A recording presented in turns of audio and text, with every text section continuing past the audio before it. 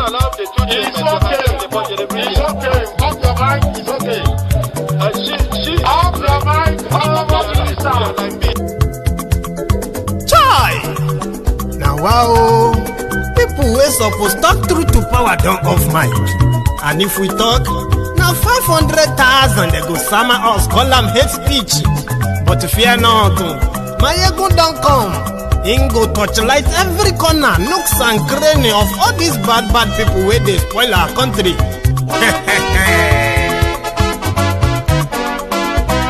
So my people make we laugh, oh, yo. My ego don't come, oh, yo. My people make we shout, oh, yo. My ego don't come, oh, yo.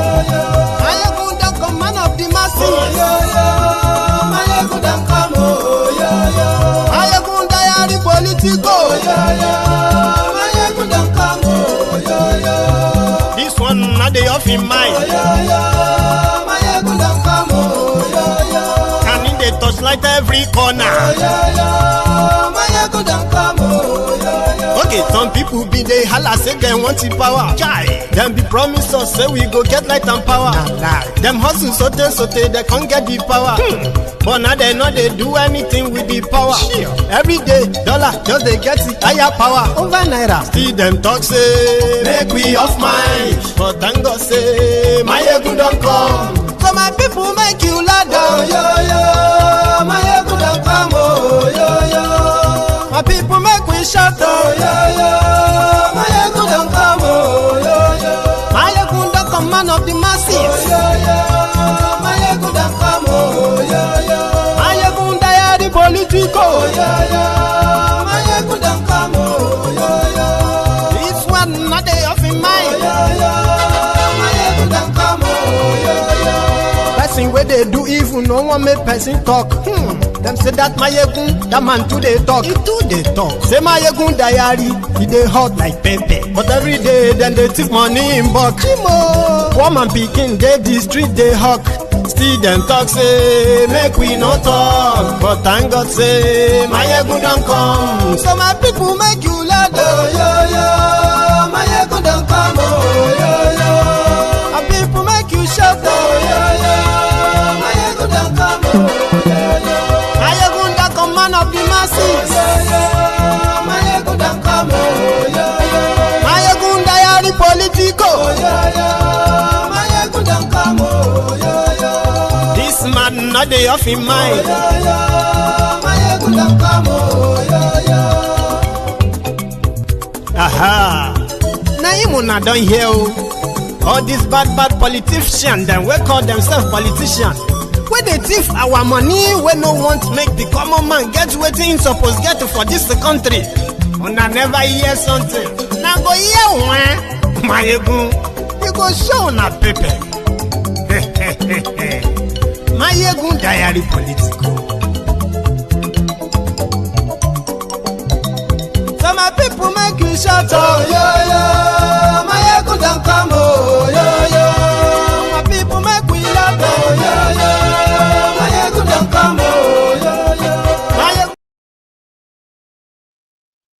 Hello, dear brethren. So good morning to you, and good afternoon to you. Good evening to you as well from wherever you are joining us.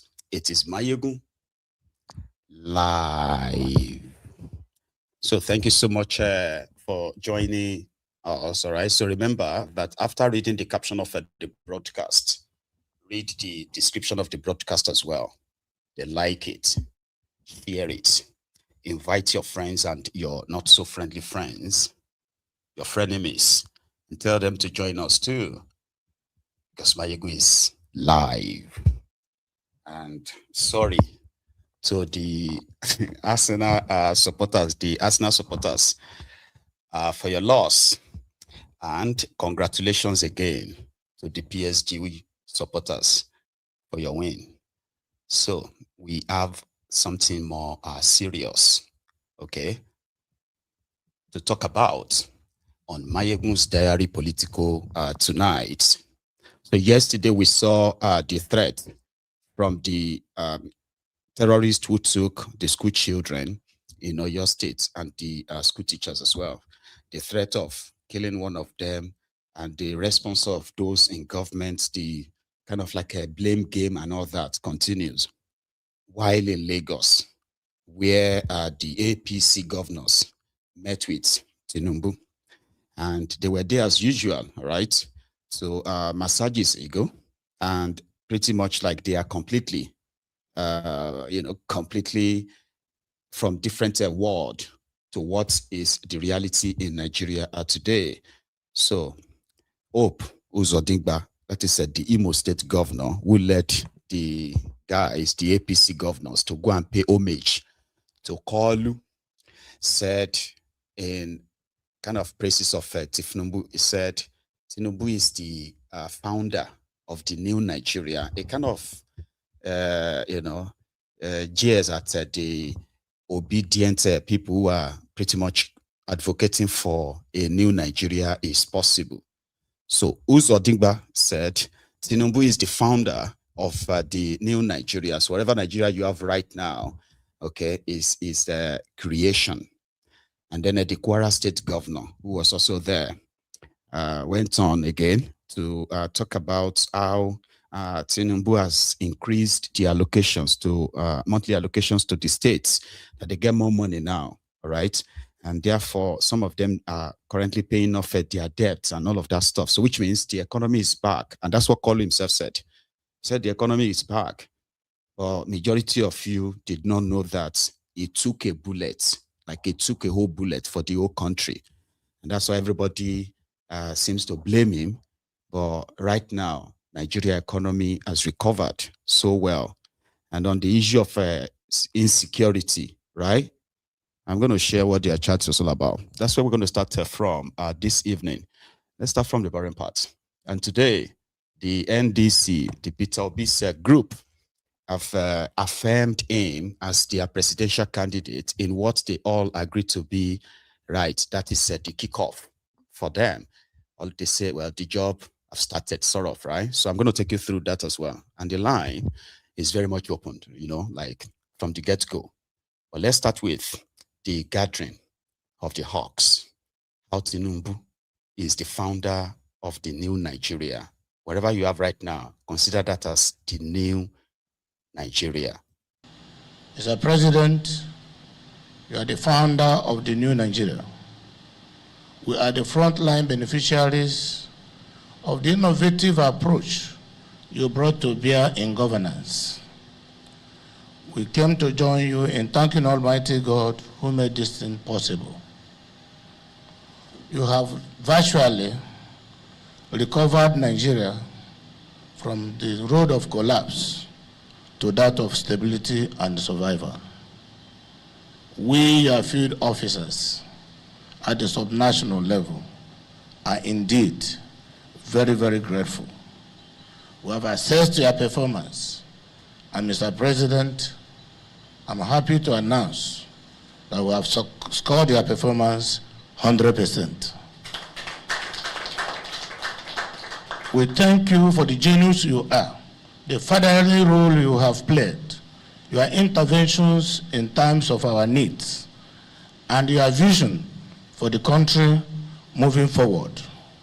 We want to inform you, Mr. President, that we are proud to be your ambassadors at the subnational level. And we are here to defend your policies, to push your message, and to let Nigerians know that we have come out from darkness, and then the light is now ready to shine. You brought us hope, and we believe in you. We say that this period of Salah and this holy period bring you good health, courage, determination to continue to steer the ship of state. And may Almighty God bless you and continue to encourage you. This we pray in Jesus' name. Thank you. Politicians are just special creatures, right?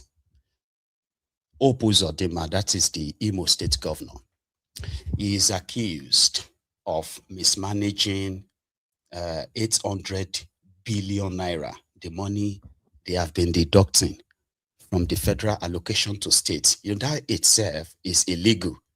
It's a crime. But that is the governor of that's the leader of the Governors Forum, Uzordinma of Imo State. So they accused him.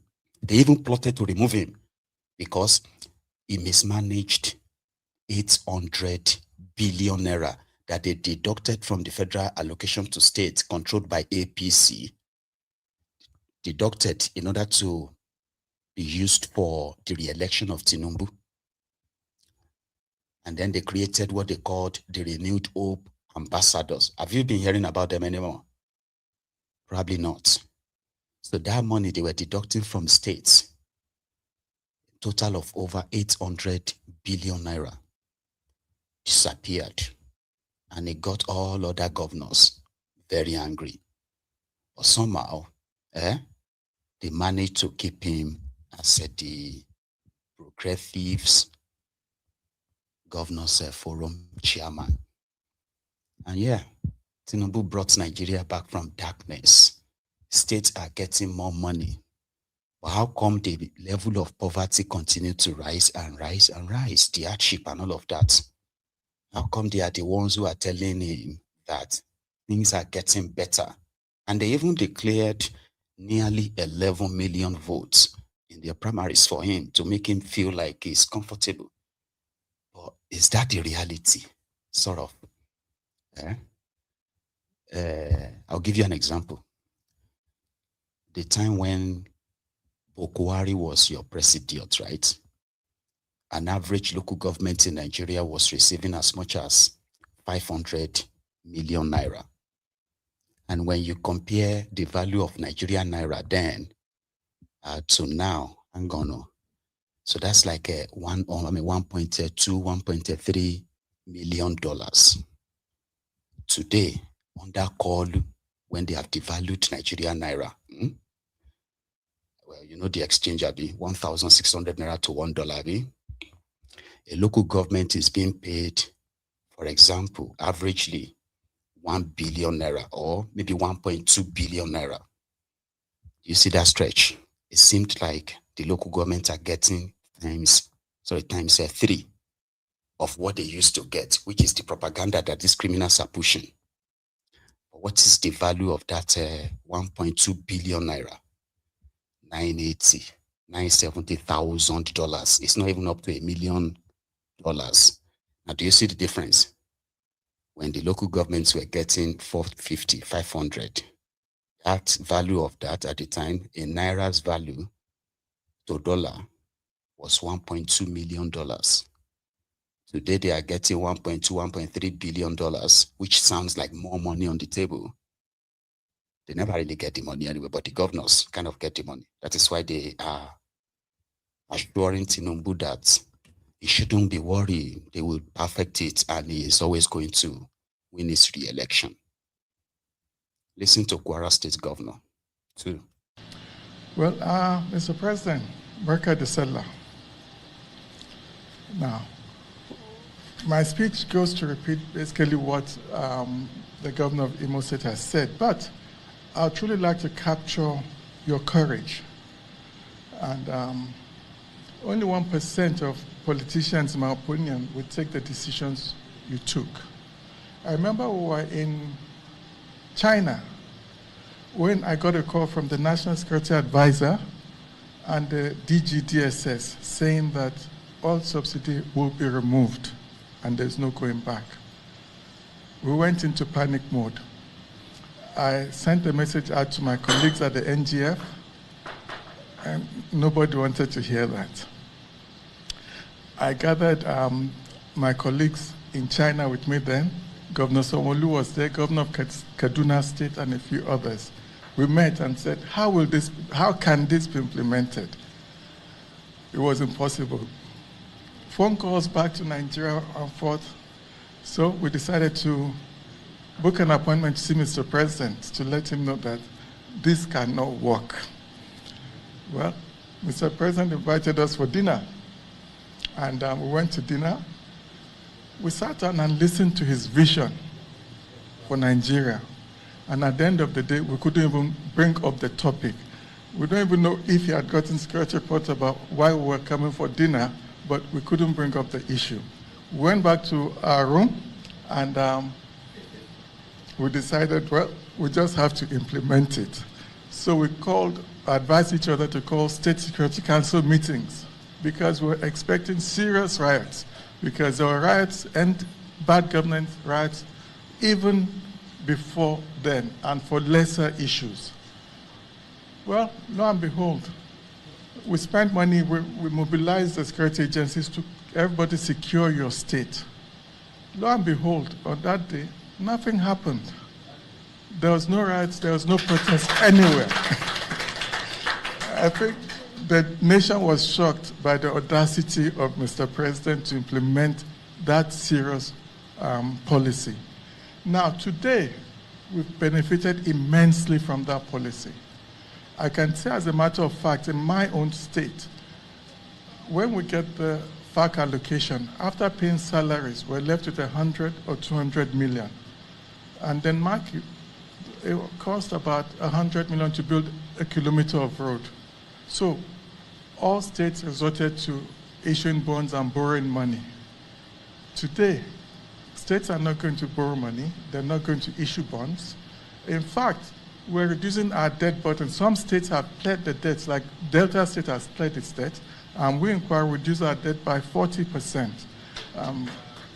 So the benefits are there. Look, minimum wage has gone up. And on the issue of minimum wage, most of the states are paying almost 100,000 naira today. And I urge Your Excellency to let's all have a discussion on moving the minimum wage to a minimum of 100,000. We know we'll get the normal support from you as we go ahead to implement that. Now, I can keep talking about various projects across this country, like the Lagos-Calabar, which opens up a lot of investments, like the Badagry-Sokoto, which opens a lot of investments, the AKK pipeline. So there's a lot to say, but what amazes me is your audacity to hold on to this reforms and see it through. And that is something that's commendable. A round of applause for Mr. President, please. So, well, you've shown the leadership and we're following you through. We'll continue to follow you as you go along, and we pray to God to give you the strength and wisdom to continue to lead Nigeria in the forthright manner which you have been doing. There's a lot to be said, but today is to wish you a happy Salah, and some of our governors are in Saudi Arabia, the Holy Land, and a few of them send their apologies. Ogun State went for Judea. Let me save you, because I still have like 2 other clips from these guys. Those are the guys who possibly speaks to Koolu every day. They have to tell him that those who are saying anything negative about him, they are just political enemies. You know what I mean? Your idea is so great. You know, this is your reform, right? You have increased minimum wage, even though you've devalued the currency by over 1,500%. So, but nevertheless, you know, there's more money. It's just that it's so valueless. Before you came in, right, a crate of egg was how much? 350 naira or 600 naira. Anyway, so today it is 6,500, 7,000 naira. So yeah, you know what? That doesn't really matter. Your subsidy removal actually changed everything because you saved Nigeria from bankruptcy. Do you understand that kind of? Yeah, whatever people are facing right now, it is the hardship they have to endure while we enjoy. All right. And some of us are in Saudi Arabia praying for you, Mr. President, for God to continue to give you wisdom. Those are the people who are in the situation rooms of Nigeria, taking critical decisions, or like making critical decisions, important decisions that will affect millions of lives. Listen to Shittyman. He was there too. This season speaks to each of us because it teaches us the cost of PEP. It teaches us the meaning of surrender. It teaches us that the path to greatness is not paved by convenience, but by the courage to give up what is easy so that what is necessary may live. The story of Abraham, peace be upon him, is one by which we are all moved and in which we encounter the eternal grammar of leadership. We are reminded that every great calling comes with a test, and every test demands a sacrifice. The path to destiny is never paved with applause. It is paved with patience, with misunderstanding, with solitude, and with the courage to choose tomorrow over the temporary comfort of today. This is why Eid al-Adha speaks so powerfully to those of us entrusted with public office. Leadership is sacrifice. Leadership is the decision to stand in the storm so that others may sleep in peace. Leadership is the willingness to take over the burden of leadership, the burden of seeing what others may not yet see, and still walking towards it with faith as one's compass and history as one's witness. Your Excellency, Mr. President, Ashwaju Bola Ahmed Tinubu GCFR, this is the essence of your leadership. You did not come to power at a season of ease. You came at a time when the house required more than a painter. It required a builder with the courage to examine the foundation. You inherited a nation standing before difficult questions, a nation trapped between the comfort of all illusions and the necessity of a new beginning. In that defining hour, you choose not to postpone the surgery. You choose not to massage the wound. You choose to confront the contradictions that had held this country hostage for 50 years. That, Mr. President, is the miracle of your courage. What you have done is not simply to administer a government. You have begun the difficult work of re-engineering a nation. You are reminded as the reform is not a banquet, it is a battlefield. It is not a picnic for the faint-hearted. It is a covenant with the future. You also came at a time when West Africa has become a field of dangerous experiments, military adventurism, institutional collapse, and geopolitical miscalculations. Yet your leadership has kept Nigeria steady. You have spoken for democracy without sounding imperial. You have defended constitutional order without abandoning diplomacy. You have engaged the world, not with the insecurity of a begging nation, but with the confidence of a country conscious of its worth. Because of you, Mr. President, Nigeria is not collapsing under the weight of inherited burdens. Nigeria is becoming a case study in courage. Nigeria is becoming a lesson in difficult reform. Nigeria is becoming an example of what happens when leadership chooses the national interest over personal comfort. Your Excellency, permit me to speak not only as your Vice President, but as a witness. I have watched you lead with a calm that conceals the burden of command. I have watched you listen with the patience of a man who understands the mathematics of power. I have watched you decide with the courage of one who knows that the verdict of history is often kinder. It is smoke Igbo. It is take Indian. It is smoke. So that's how they kind of have to all fine-tune their speeches to make the king feel good, feel great. Nigerians don't understand what you are doing for them, Mr. President, all right? But we do. We understand that the pains they are feeling today is for the joy that will come tomorrow.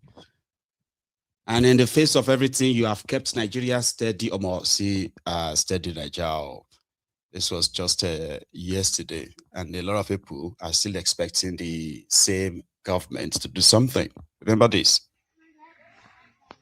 Please, I am here again to beg the government, President Tinubu, and the governor of Oyo State, Engineer Shittyman, to please help us and dialogue with these people. They should not use force. The force that they used yesterday has cost us so much. It has added to our problems. In fact, one of us has been picked that they are going to kill him because government tried to help us by force. We want you to call them and dialogue with them so that our lives.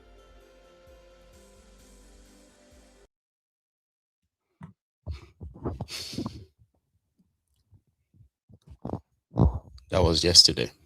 Just a refresher. But to Koolu and those who are making him feel good, all right, that he's done his best, he's doing his this and that, he has given this order, he has given that order. Anyway, this is what he told them too. It's a very great joy because as you are leaders in your various states, communities, you should be home receiving homages and other visitors. To find time to come to this afternoon, this evening, is so refreshing, and it's a blessing for all of us. May the sacrifice you make be blessed, be accepted by Almighty Allah. I've heard the remarks. The joy is in the heart. And the fact that we pull together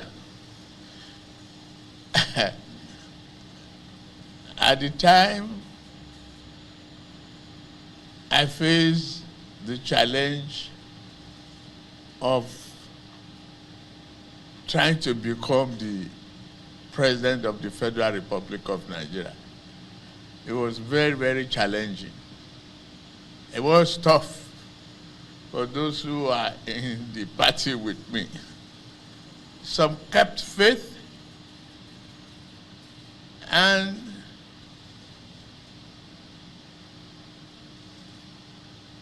instead of dodging the bullets, I took it.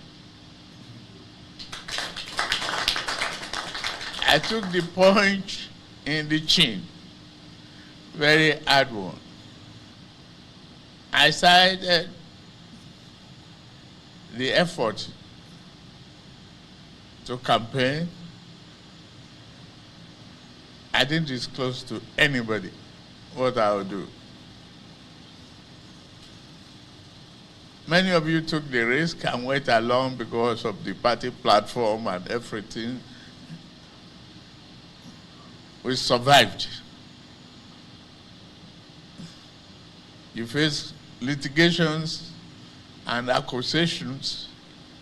We survived it.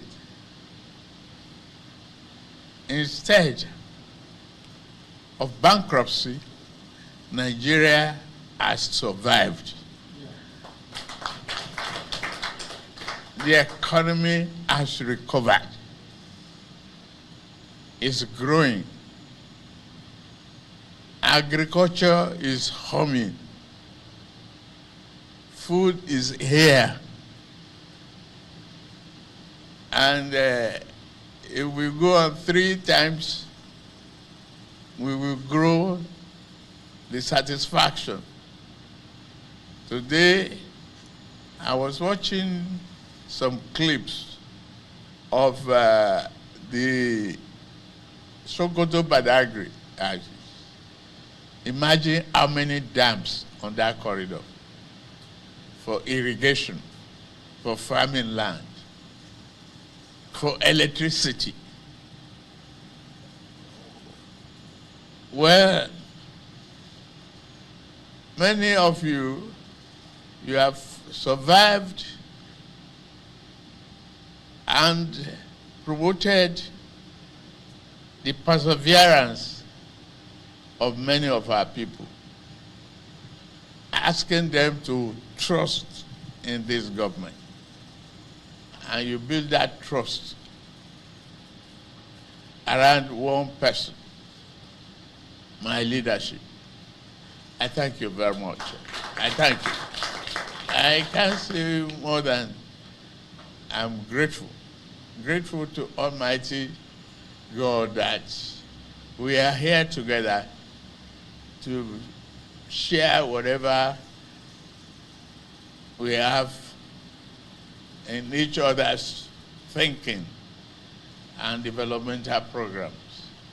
I'm glad out of the 27 governors borrowing from federal government, asking for interventions and all whatnot to survive, how to pay salaries. No more. You kept the spirit. You kept the hope. You persuaded our people to be patient, to endure these 3 years of painful reform, where we put the economy on reset. Today, the benefits is showing. Economic has recovered. Macroeconomic indices are doing very well. Construction is ongoing in roads, infrastructure. The ones abandoned are being, rehabilitated. Housing industry is coming on very well. Agriculture will prosper again. We achieve food sovereignty if we utilize the land that are in your possession and in your various states effectively well.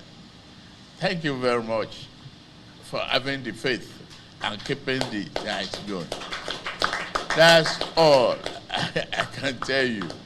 I'm overjoyed that you left your state today, of all this, to pay this visit. It's done in the history and well written in my heart. It's engraved. Thank you very much. Now, I have a question, okay? And that question is for those of you who are watching from inside Nigeria right now. So listening to Koolu reeling out the recovered economy. Your economy has recovered. Agriculture is growing. The economy is growing, but we don't see these farms. Remember when Koolu imported over 2,000 farm tools, including tractors and the rest of them, right? And they were to be distributed, to farmers. But we are yet to see any farm. Rather, we have seen more communities who are like, farming communities that have been attacked, invaded, northern part of Nigeria, middle belt part of Nigeria, and now the western part of Nigeria. But we said you've got a food sufficiency when on record, even Tinubu's government continue to import food, which is that rice they are sharing to everybody. They are not growing them in Nigeria. They continue to kind of like import to see if they could fill in the gap, but it's still not working because of terrorism and, of course, Koolu's fake reform. If you are doing any reform on something, right, 3 years is actually enough for you to start seeing the difference. But yeah, the builder of the new Nigeria. Anyway, in Ibadan, the story is almost the same. their governor, Shittyman, was again today. I mean, yesterday was there to unveil his own successor. Now will be successor, right? But today he unveiled himself as the presidential candidate of APM, and that was in Ibadan today. I'll show you. So Makinde and his own emergence. Let's start with his statement on security and all that first, or his unveiling. Right? Let's watch that.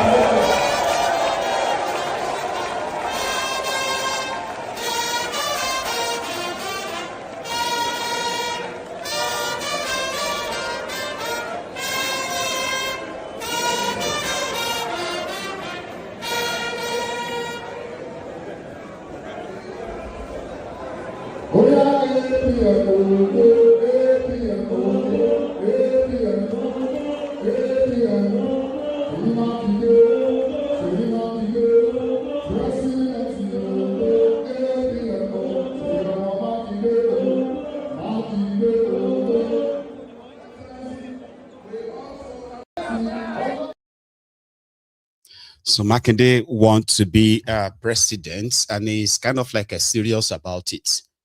While the leaders of PDP are already dragging with Wike on unveiling Goodluck Jonathan as their own candidate. We're going to get to that part. So this was Makinde talking about the state of insecurity again, especially the abducted children. Today, as I stand here, some innocent children and citizens abducted by terrorists are still in captivity.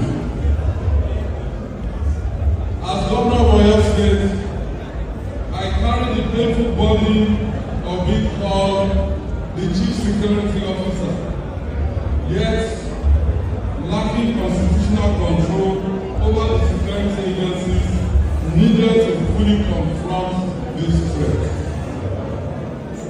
No governor should be placed in a situation where responsibility is placed on their shoulders, but the necessary authority is withheld. As President of Nigeria, come May 29, 2027, I will work to reform our national security architecture so that states are no longer left helpless in moments of crisis.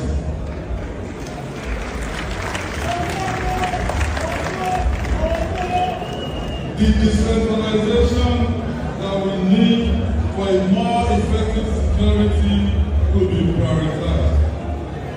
The safety of Nigerians will not be treated as a political talking point. It will be a national duty under my watch. I believe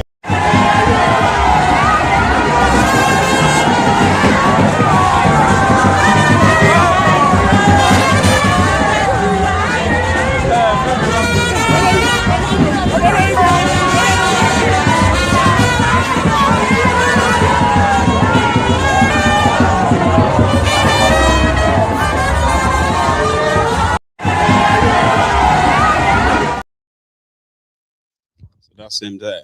He said that he has no constitutional authority over the security armed forces or so. So, which is not that wrong, but it's got some security, I mean, some constitutional power too, especially when it comes to the laws that establish the local vigilante, joint task force, and the rest of that.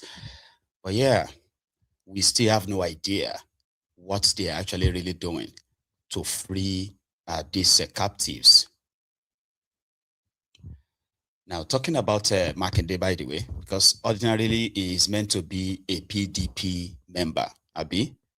Sorry that I haven't really picked your calls. For a few of you who have been trying to call in, okay, it's just that your call came through when the videos were playing, and I realized you probably couldn't wait through 2-3 minutes clip, all right? But if you call through right now, I can easily take yours before I get to the next story, okay? So it's about a PDP, all right? Remember that last 2 weeks or thereabout, a group of leaders called themselves in PDP decided to choose the former president Jonathan as their presidential candidate. So he was invited for screening. He didn't show up, but yet he was cleared. They gave him a waiver. And also, they expected him to also show up today to come and receive his certificate as the affirmation for being their presidential candidate. But there are other dramas. He didn't show up as well. But the other drama is that I'll come back to the story. Hang on. Here is a caller. Hello. Hello, Baba. Baba. How are you? Yeah, Allah is calling from Canada. So I've been listening to this from Canada. Blue.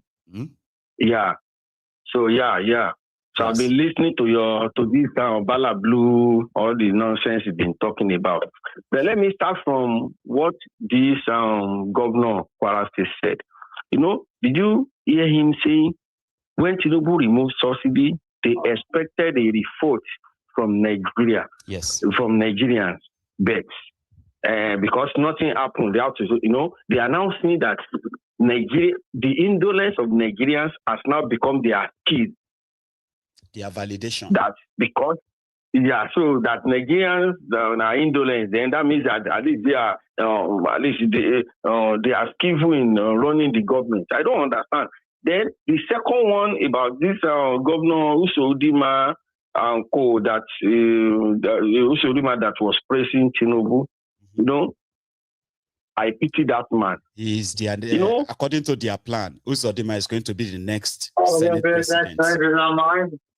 Yeah, the problem is this: whatever, if a Yoruba, if anybody in Nigeria from any tribe does something, thanks very much, and an Igbo man do the same, and an Igbo man do the same thing, an Igbo man will be the primary target.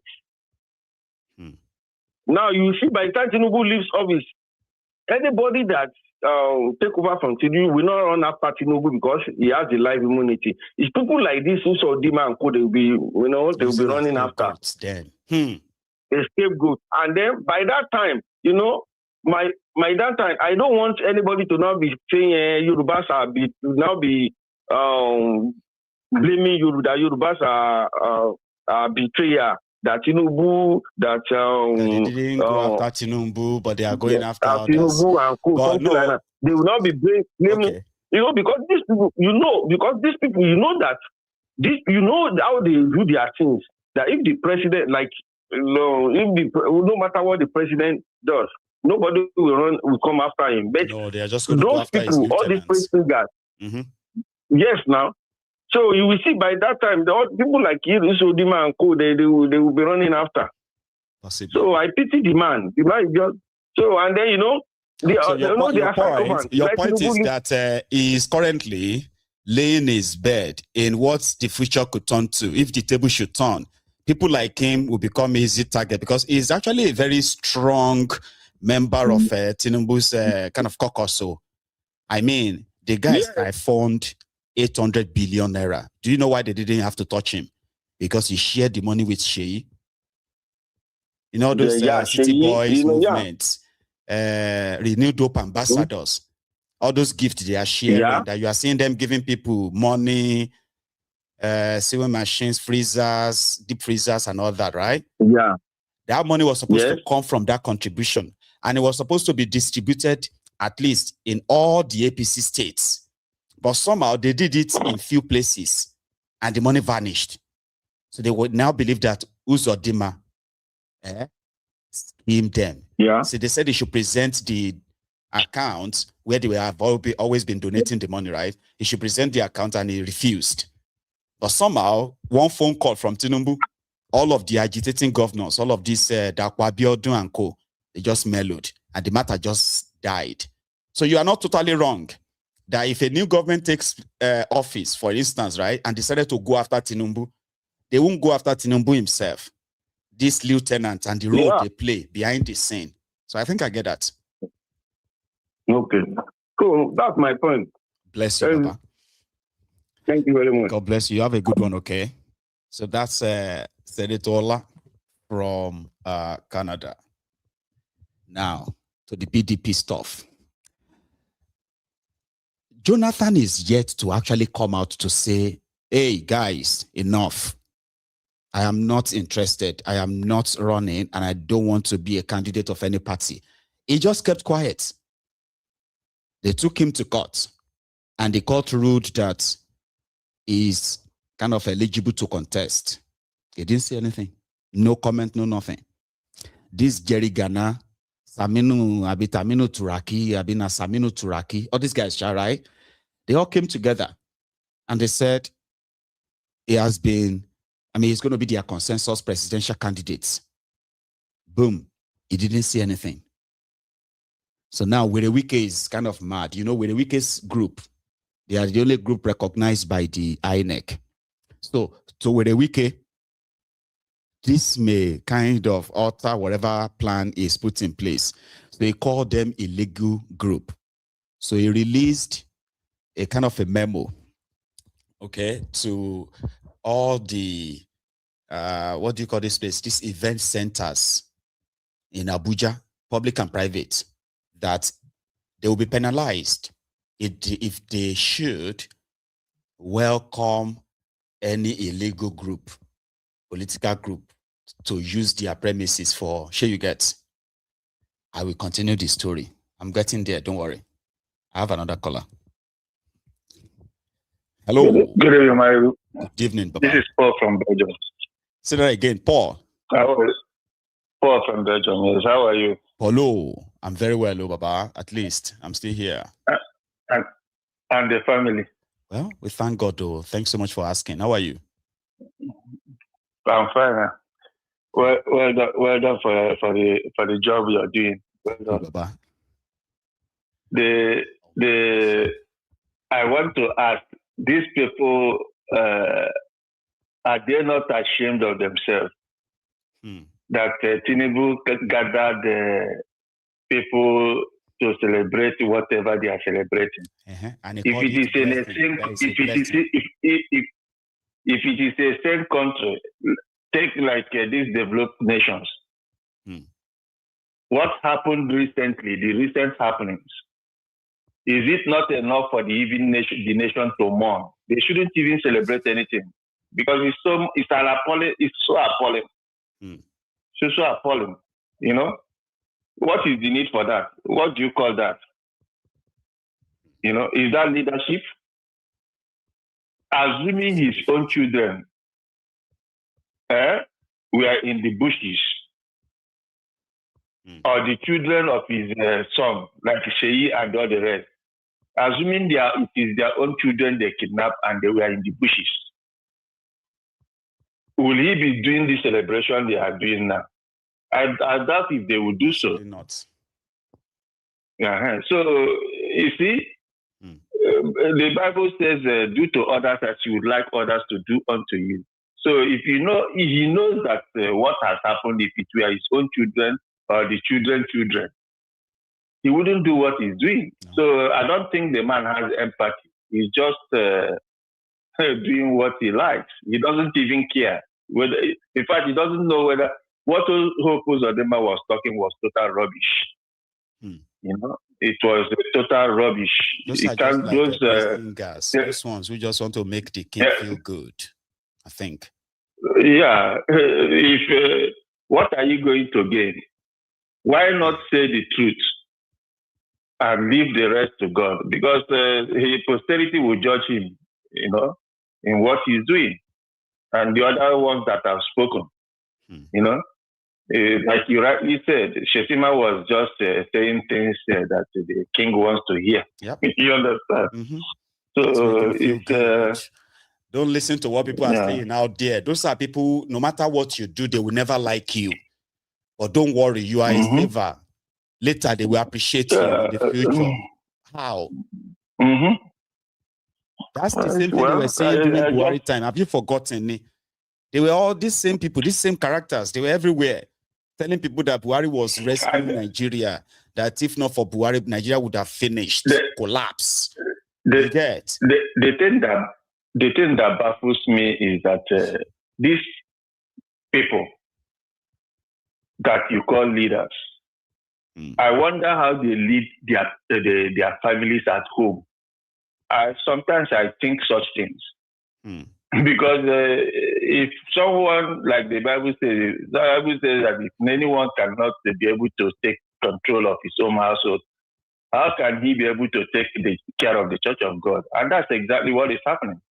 You know, because I don't believe that these people are capable of even taking care of their homes.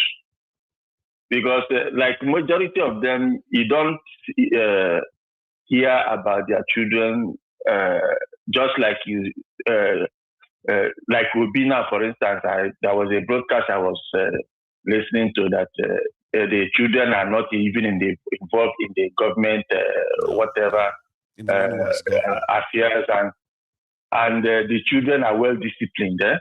You know, you don't hear anything about family disorder and all those kinds of stuff. No. But this was maybe because their children all are abroad, so that's why you may not be hearing much about them. Most of these people also raise their children. Yes, probably their children most of them may be taking drugs because the money is there for them to be able to do whatever they like. You know, that's another so I don't know. It's a pity. We'll keep watching because they are living in their own delirium or kind of like their own world. All right, enough far off from the reality of millions of people. But somehow they think they are in control, right? But let's see how far that goes. Okay. Now let's go to that PDP story. All right. The what do you call them? Jerry Gana, old people with gray hairs. And I kind of feel like, why would they be fooling themselves like this? What is the end goal? So Wike now said anybody who, or any event center, or what do you call them, hall, public or private in Abuja, that should allow these people to use their space will be penalized. And then another thing, I think they also increased the charges for using the public office for campaigns. I'm sorry, not public office, public space for campaigns. The permission is 150 million naira. That Wike is going to impose that. But that's not just for PDP. I think that was for everyone. But this old man still went on and presented a kind of like convention. They printed banners. All of them were there, serious, meet everybody there. And then they're like, they were there to confirm that Jonathan is going to be their presidential candidate. And I'm like, why is Jonathan not saying anything? Is he in on this? Because how could old people, like matured people, old men and women, be doing this, right? But it is Nigeria. Okay? It is Nigeria. And I'll tell you why. Here, where they were trying to approve Jonathan as their presidential candidate of PDP. Candidate, because it's the final day. Fortunately for me, this chairman is wise, this chairman is dogged, this chairman has been selecting, therefore he has briefed us that we're going to have a presidential candidate. Am I speaking your mind? Yes. Shall we have a motion? Lower it. Any motion? We are going to have a presidential candidate, and I know that there will be a motion. Can I listen to the motion now, and then I'll put it to you? PDP! Power to the people! Power to the people! PDP! Power to the youth! PDP! Power to the women! PDP! Power to our elders! PDP! Power to all of us! I am Dr. Tony Aziegbemi, Chairman, Edo State PDP, and Chairman of the PDP State Chairman's Forum. I greet all of you. I salute your courage. You are so courageous. In spite of the intimidation we are here in our numbers. I have the singular honor and privilege to move a motion that on behalf of all the state chairmen that conducted free, fair, credible primaries in their various states and having adopted President Goodluck Jonathan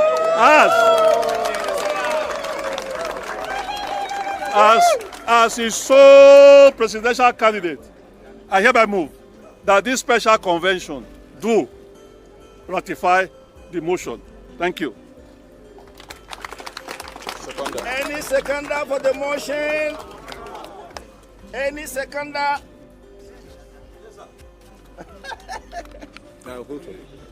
PDP, PDP, PDP. I stand here. My name is Senator Mohammed Sanusi Dagash. I have been with the PDP from inception to date. I have served. The party has been good to Nigeria, has been good to everybody. Unfortunately, we are now challenged with the same people we have developed over the years and put in critical positions to the extent that today they are anti-PDP. Well, God knows why, but we stand confidently here and we are representing the whole nation in regards to the PPT network nationwide. I stand to second the motion moved by my brother, Dr. Tony Aziegbemi, who have been in the trenches since 1999, to support the motion he has moved in adopting General Goodluck Jonathan as our sole candidate and presidential candidate for the elections of 2027. I so second. Thank you very much. The chairman will now put the question. PDP, do we clearly understand the motion? Yes. Now, those in favor of the motion that we hereby adopt President Goodluck Jonathan as our sole presidential candidate, say aye.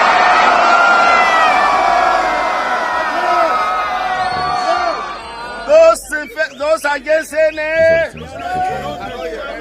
Kindly put your hands together for President Goodluck Jonathan. PDP! With the motion duly moved and seconded and the question put, what they sought to stop has already happened. Yes. And therefore, like we say in law, that an injunction cannot lie against a completed act. So they have failed and they will continue to fail. Let me therefore invite Right Honorable Frederick Agbedi to please step forward to receive the certificate of return indicating that this act has been completed. Fred Agbedi, please. Honorable Fred Agbedi, on behalf of all those very, very distinguished people, I'm going to give you this, but it's not for you to go and privately.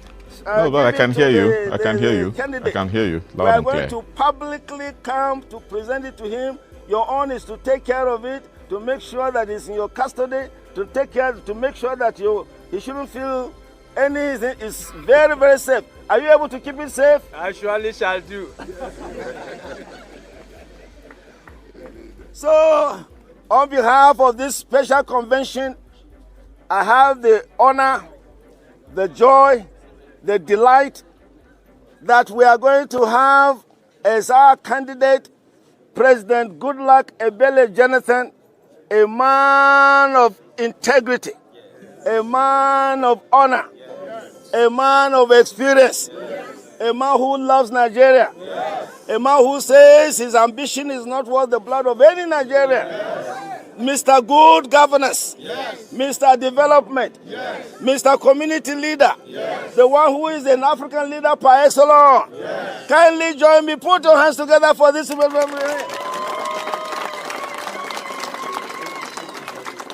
PDP! PDP! There's nothing stopping. When the train has left the station, you can only wait at another station. The horse has bolted from the staple. May I now very respectfully invite to speak Candidate, because it's the final day. In the time of poverty like this, the economic principle of Yusuf is what everybody should apply in his own lives. Eat little, save more. You don't know what is happening. Kese la nri lowo, makasakasa timbo. A dollar was just 800 naira or thereabout a couple of months ago. Now a dollar is over 1,000 naira. How much will it go? Nobody knows. Tori to nse falafulu. Ogba salary kilawa. Igberaga week. All gbera re sanle like.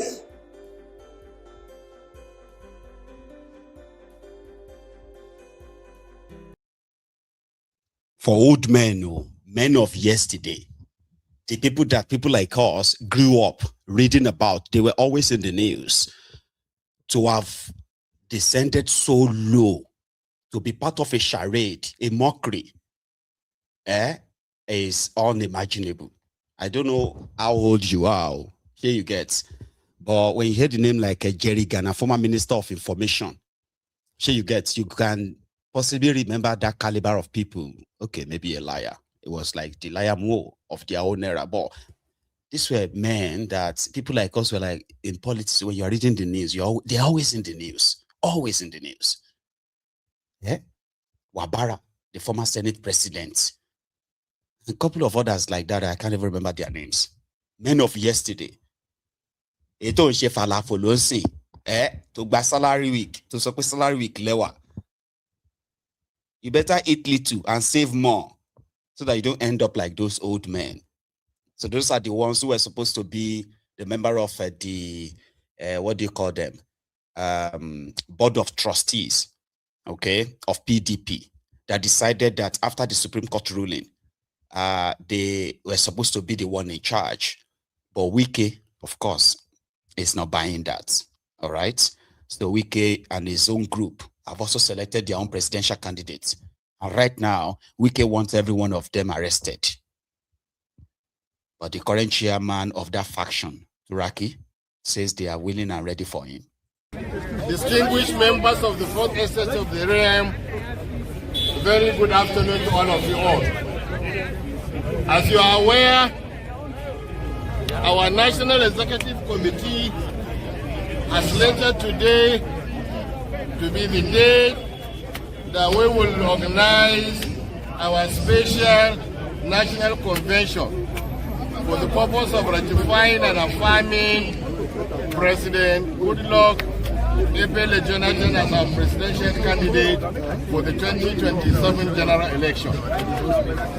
Now, we've been informed that the management of the A-class event center had been intimidated by the Minister of the FCT and directed not to allow us to proceed with our planned event. That place is tight. That place is tight. Follow back. However, we had made in a public location outside here and had done the ratification and affirmation of President Goodluck Jonathan as our presidential candidate for 2027. In other words, the purpose of our convention has already been achieved. In a convention that was headed by Professor Jerry Gana, who is the chairman of the Special Convention Planning Committee, motion had been taken, motion had been seconded, matter was referred to the delegates, and then a thunderous and unanimous yes was given, thereby affirming President Goodluck Jonathan as the PDP presidential candidate for the 2027 election. In spite of that, we had decided to now go to the... And so anybody, no matter how highly placed, no matter how highly opinionated they may be about themselves, no matter how they think that they can use their positions to thwart democracy, we want to tell them that Nigeria is bigger than anybody and any group of persons. We will not fight. We will not fight. The time of fighting will come when we meet at the polls. We will meet you there, we will fight you there, we will defeat you there, and then we will pin you down on the ground. Because Nigeria is a democratic country.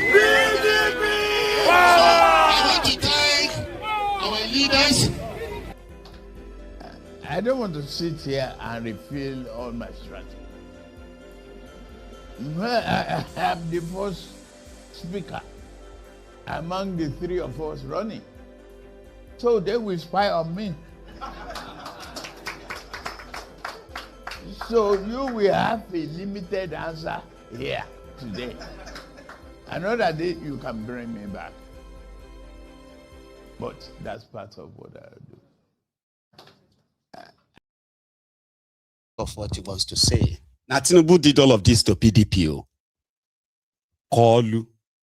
And what did he do? He saw a crack and he took advantage of it. And then it paid off.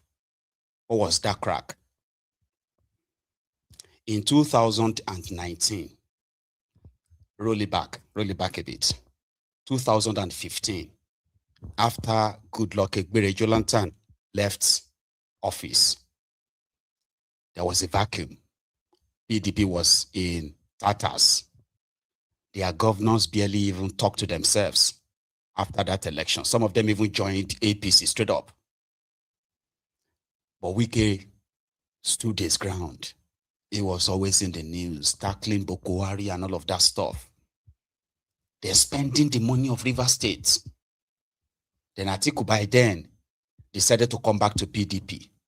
So when he came back, he was welcomed and he became their presidential candidate in 2019.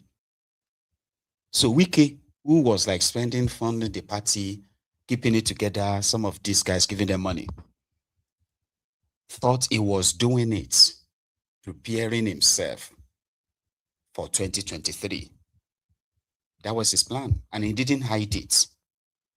He believed that whatever PDP became at the time was his own making.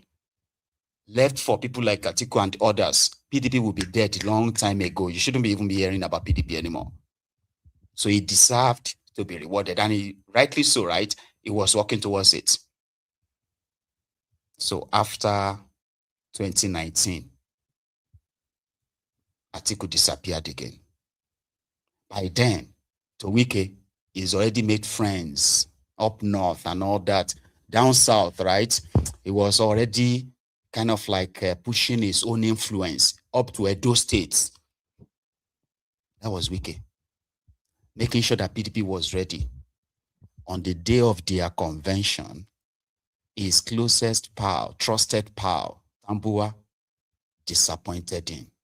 Stepped down from the race that Wike actually told him to go into as a decoy so that he could hold together all the delegates that would be needed.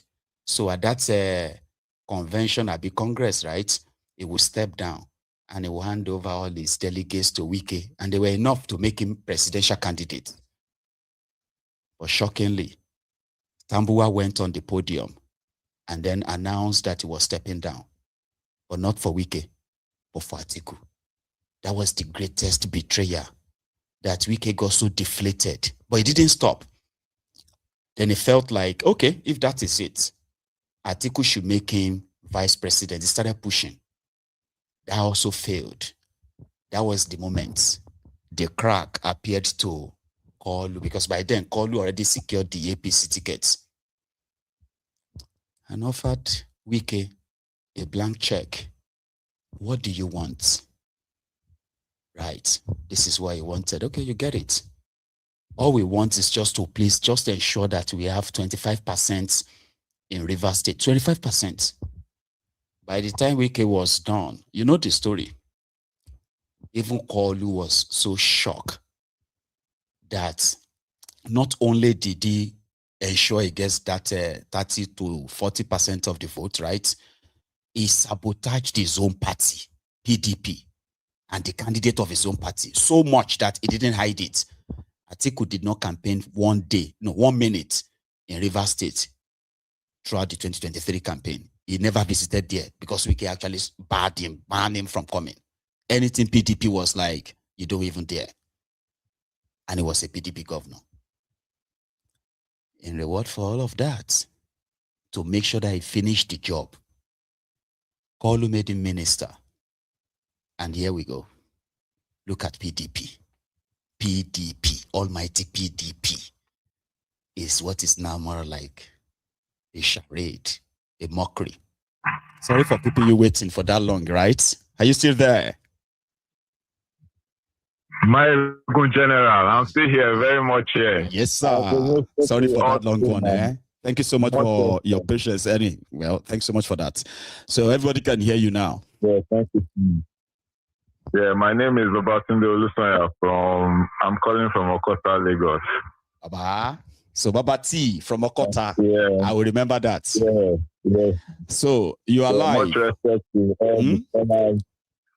all the commenters. I greet all the callers, all the commenters. Much respect to everybody, you know. And, you know, I've been following you right from inception, Mayagun, and much respect to you. You're doing a great job. Keep it up. Thanks, Papa. You know, Thank you very much. We have to continue to, you know, awaken ourselves. What you're doing basically is like you're waking our minds up. You are helping to break the shackles, you know, the shackles which a lot of us don't even realize that is, you know, is been tied into our mindset, you know, through tradition, through, you know, through culture, through education, through religion, you know, a lot of us, we don't realize it, and that's what's actually making us not, you know, unfold our highest potentials, our deepest potentials. Those things are alive within us. Keep up the good work, and you know, we'll continue to support you, you know, continue to say the truth. You know, the fact remains that, Mayagun, you know, there will be people that will not want to do the right thing. But because of that, we should not stop doing the right thing. We should continue to say the truth. But it also be working in the way we say the truth, because again, you know, everybody is here for a purpose, but it's not everybody that realized their potential. If we really know what we really understand the potential that we have, we'll continue to do good to one another. I'm telling you, the reason some people selfish. You know what I mean? The moment you don't feel like, because one of the problems we have, Babati, is that, and this is general, many of us are kind of guilty of that. I'm doing my best to make sure that, because what I'm doing right now is not because I'm a victim of any of this yet, all right? So majority of our people are more like, if it's not happening to them, maybe it is just been exaggerated. Maybe it's not that bad. Oh, okay, well, we know things are very bad, but your tone, I don't like your tone. I don't like your language. I don't like the way you are saying it. Do you get what I mean? Like that biases and all of that is the reason why this evil persists, and it is consuming the good, the bad, the ugly, the society we live in. You get what I mean? Unfortunately. You're right, Maegun. And the fact still remains that, the change that we all desire can only come, Maegun, if we work on ourselves. And for those of us that don't have or have not realized the need to work on themselves, we continue to pray for them, we continue to urge them, or we continue to encourage them, because it's not everybody that is on the same level of awareness. That too. So I believe strongly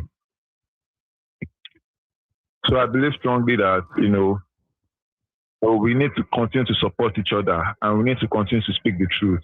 Keep up the good work, Maegun, and we'll continue to, much respect, Baba. Let me greet everybody from Akota. All right, just take it easy too. Okay, have a good one. So that's Ababati from Lagos. But I want us to finish their PDP argument. Okay, here is their supposed the spokesperson for this faction of PDP. Why they have done what they did today?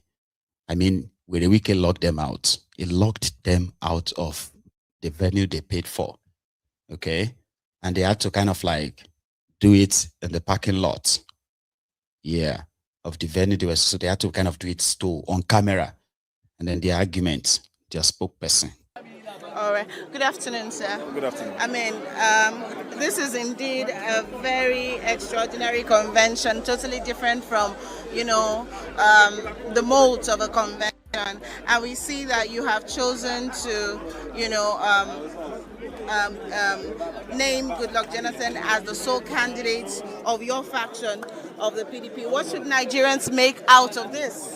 Well, I don't know what you mean by a faction. You've seen that there's a main, and when you follow through the roots of title, you see that this is the main system. But again, extraordinary times require extraordinary things. So when a problem is sui generis, the solution should be sui generis. So what the essence of today was the fact that the national leadership had already agreed, and at the state level they had already made their declaration. So it was needful to do it today. And so when they stopped us, and I'm sure you've seen that the entire stretch of the road has been barricaded. So we are a very peace-loving people. We had planned to go there and engage with them, but the leaders said no. Why not wait and defeat them at the polls? The best victory will be at the polls, not through fisticuffs. And so they persuaded on us, and we said, okay, no problem. And what needed to be done has been done, which is the motion has been taken, and we have announced to the world. There's a constructive notice now on INEC, and we send information to them that we have produced our presidential candidate, and that stays as that. At a time like this, Goodluck Jonathan's running is not his ambition. It is a calling from the people for him to run. Why is it so? The next 4 years must be 4 years of healing, 4 years of restoration, 4 years of patience, 4 years of nation building. Who is best suited to do that? Is a Goodluck Jonathan. Nigerians are watching, the ones, PDP with a large umbrella to accommodate everybody has now become divided. That is what it is. What should Nigerians make out of this? Some people will call it a sham of a convention, but of course it is still a convention for your faction. What Nigerians who are watching, what should they make out of this? No, if you say a sham, then the question will be, is Nigeria a sham? Because Nigeria, we are reacting to an action. So you cannot describe the reaction without talking about the action. Is this what a democracy should be? That people cannot have the right to freely associate. People cannot have the right to meet. I mean, assuming we're not considering that we were not even a political party, we're just a gathering of different people. We have the right to meet. Unregistered political associations can meet. I mean, there's a right to lawful assembly, and for all intents and purposes, it's a lawful assembly. And your station covered similar events in similar places. So the question is, what made this different? It clearly goes to show that President Goodluck Jonathan is the biggest fear and nightmare of this administration. He's the one who has the key to open the door and send them home. And that is what they are trying and fighting as much as they can to stop. But there's nothing stopping an idea whose time has come. Yeah, so one of the challenges of political observers with what you have done is the fact that as it stands now, even up to last night when I was Googling on the INEC portal, INEC actually, despite, what has come out from the judgment of the Supreme Court, which has been interpreted by, both factions differently, right? Your faction and the Wike-backed faction, but the name of the INEC recognized chairman is Abdul Rahman. I mean, are you concerned that all of this might be an effort in futility, regardless of how much you're trying to tout Goodluck Jonathan to run? Now, so whether it's an effort in futility should be our problem. It shouldn't be their problem, right? And so for the record, if you go to that portal, who is the financial secretary? The financial secretary is Koolu Daniel. Is he their financial secretary? He's the deputy national chairman here. So INEC is not infallible. When you go there, the treasurer on record is Yayari. Is Yayari with them? No. So INEC is not infallible. And the courts have severally said they are not so. So the question is, let's go to the end and we'll see who is the winner and who will laugh the last. Are you concerned also that Goodluck Jonathan is not here in person? I mean, you've said that the certificate of return, which you've showcased, is going to be delivered to him. How is Goodluck Jonathan taking all of this? I mean, according to you, Nigerians are making the call to have him. How is the former president himself taking this call, by the PDP, by your faction of the PDP and Nigerians, as you say, for him to run? Well, that's a question he alone would answer. But the question I'll ask you is, with the kind of security you found at that place and Stampede, if you're a former president, would you be there? I mean, it could have been, it can be a ploy to embarrass him. And so his absence today is clearly linked to the security situation that has happened. And so whether he will, the next steps for him is what he will determine.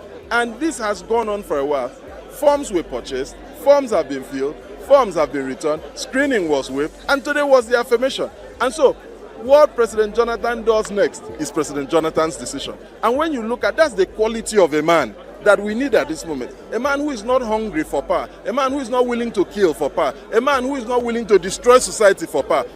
Nuisance Lele. Nuisance Lele. Nuisance. Grown-up men know. Here you get. If they purchased forms for Jonathan and the forms were filled, meaning he signed it, could they have gone as far as forging his signature? Because Jonathan is not sick, he's not dead, he's alive. And he's never said anything about it at all. Not even the mention, not even the media themselves have not even gone to meet with him since all this whole thing started. So we can declare them criminals. That that they are only using Jonathan's name to sell forms. So those who believes that their faction is right. So anyway, in the nutshell, PDP will never be part of those to confront Tinubu. You know what I mean? They won't be able to compete with Koolu in 2027. So cross PDP. So you still have the ADC. And then the NDC, all right? So today, in Abuja, the NDC also organized their own affirmation convention where Peter Obi was expected to be declared their own presidential candidates so that the obedient, including this obedient sleeper cells, including those who are not publicly identified, who have not publicly identified as obedient. So they believe that with this now, this is like going to be a wake-up call for all of them. And from tomorrow, right, you may have to begin to feel a different trend. So today in Abuja, Peter Obi, Kwakwanso, Seriake Dixon, and a couple of them, right, assembled to affirm Peter Obi as their presidential candidate. Let's start from, Let's start from their arrival. That's to the venue. So Pio is around. You guys know. Only Pio that can bring me outside now. Dear cameraman. You just said it. Yes. Only Pio that can bring him out. But now, every one of us. you guys know that when it's Pio, break protocol. So people be or not because you know what? Nigeria will be okay. So straight up from Mobu.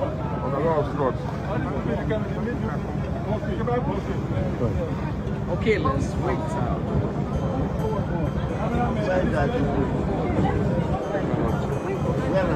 Okay, ladies and gentlemen, the queue is coming.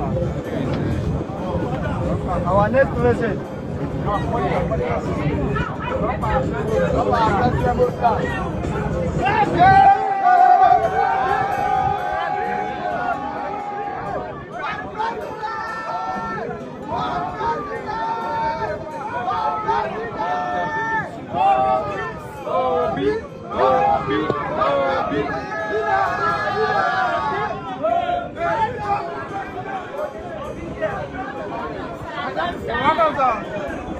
Please, can we settle down? We welcome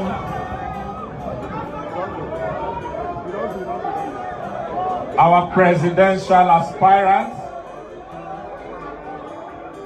His Excellency Mr. Peter Obi. He's exchanging pleasantries with Senator Kwankwanso.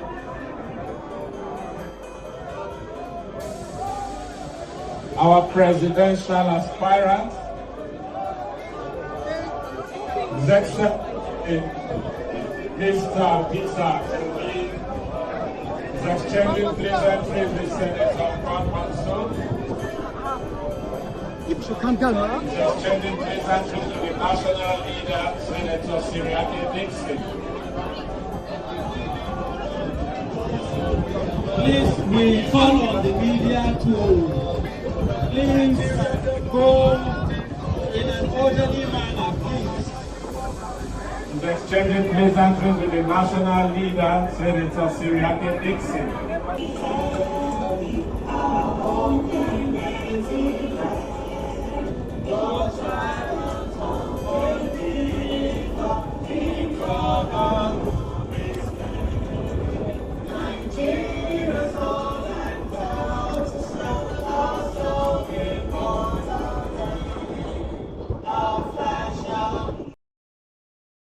Nigeria. Anyway, so that was the start. Then the event itself, where Victor Ome moved the motion to adopt the Peter Obi's candidacy. But they didn't announce figures. You know what I mean? Like, I was expecting them to say they have 9 million or 8 million or 40 million, like, you know, because we saw the turnout at their primaries was quite massive, all right? But they didn't release actual figure. I'm going to take you through that long exercise, including when they presented them their flag, okay, as their official presidential candidate. So right now, you have Donald Duke for PRP. You have Adebayo for SDP. You have Atiku for ADC. You also have Dumebika Chiku for ADC. And there's another one still yet to be announced by Nafiu Bala's group, also for ADC, but we are yet to know that one. So anyway, yeah, ADC. Then you have Koolu Tinubu for APC. And you have Jonathan for PDP. We've cancelled PDP anyway, right? No, well, we still have to kind of list it. Okay, I may list them as parts, right? So then you have this Togo. I don't know, maybe not Togo, maybe not Fogo, which is the candidate of the Wike's camp, the Wike's group for PDP as well. So right now you have Obi for NDC, Tenomoyele Showore, AAC. You have your presidential candidates now, Abi. You now have all the list of parties that are going to help validate the charade that Tinubu is going to conduct in 2027. You get what I mean? Like, with all this stuff invested, it will be so hard, right? To now say, oh, you've been rigged out by just saying it. You know what I mean? Like, oh, you've been rigged out. They will say, well, it's because you lost. That's what is called a validation of the process. Except if it's actually going to be the other way around, okay? But let's go watch that. The entire process of presenting Peter Obi as the official presidential candidate of the NDC. It's a long watch. I, Senator Dr. Victor Ome, OFR, representing Anambra Central Senatorial District, with every amount of humility and hope for a new Nigeria that will come through His Excellency Mr. Peter Obi's presidency, I hereby move that this special convention should affirm Mr. Peter Obi as a presidential candidate of Nigeria Democratic Congress for the 2027 general elections. I so move. Thank you very much. Thank you.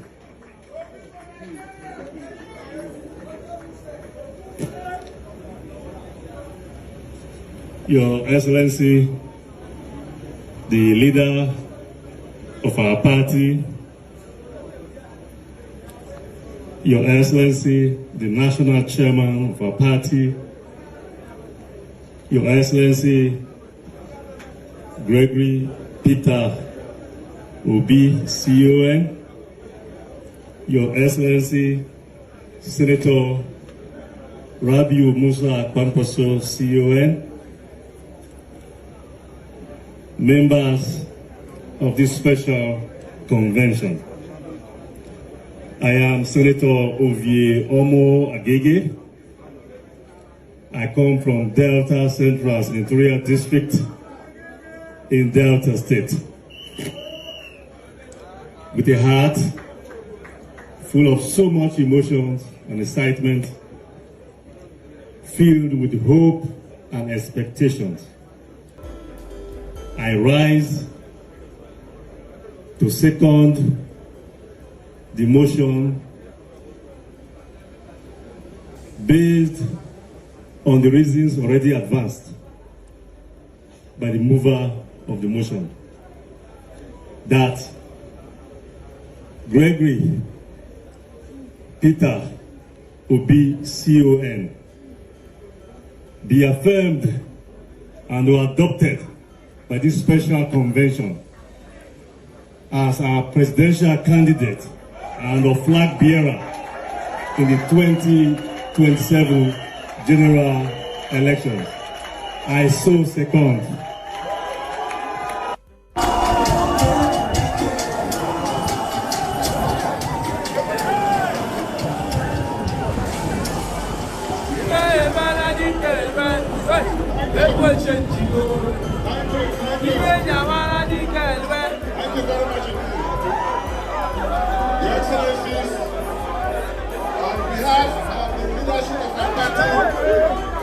With the able support of our national chairman. Yes! On behalf of the millions of Nigerians out there. Yes! Supporting and working hard and praying for us. His Excellency. For this party and our country.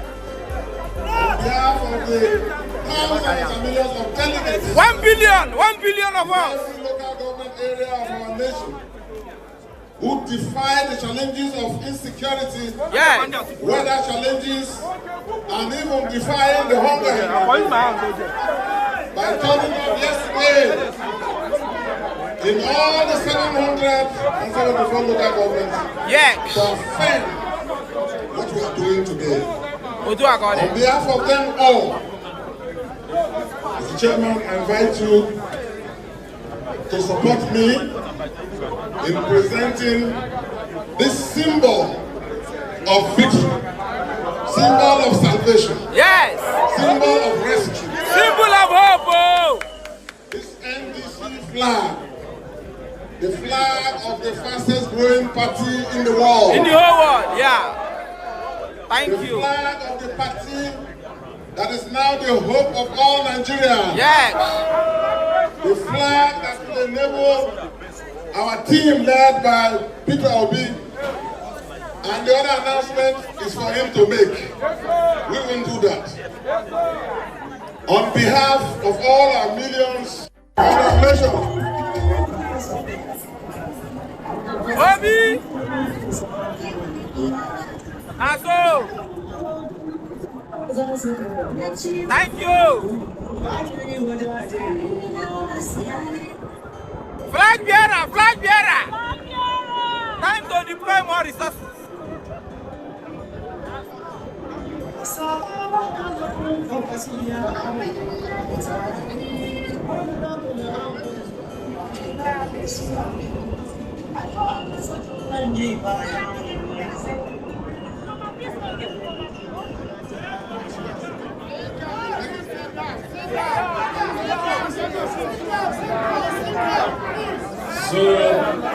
to Nigeria.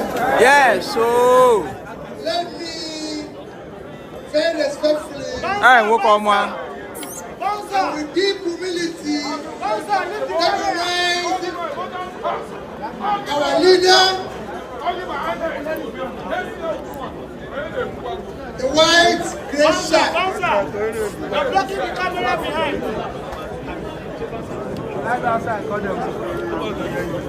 Who be the bouncer? Tell me his name. Adia, party chairman, and all NWC members, and especially recognize our leader, Senator Rabiu Kwampasia. You are Oga. I know anyone will give us. My dear brothers and sisters, you all duly recognize. It is this sense of humility, profound gratitude that I accept this exceptional role of being the presidential candidate of our great party.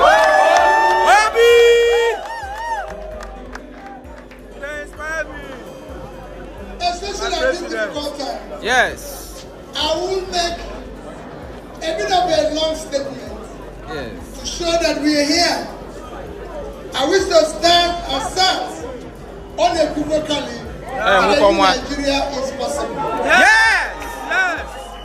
The conviction that united us, we believe in you. It must serve as our compass as we move on this challenge. No. So today it has started, and yeah, they didn't wait. Esa como shine. Humano is coming. Voice oye. Egbe mume. Ide mie. Ma wale kode ogodi na ma regbe mui. Ma yo esa ko wa mu akanyama.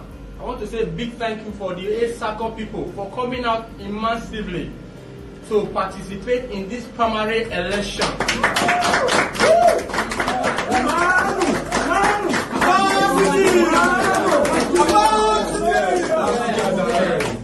This is a transparent indication that this is a true democracy. Yes. And if we keep this zeal, I believe we are going to have the vote or the joy that we desire to have in this nation. Yes.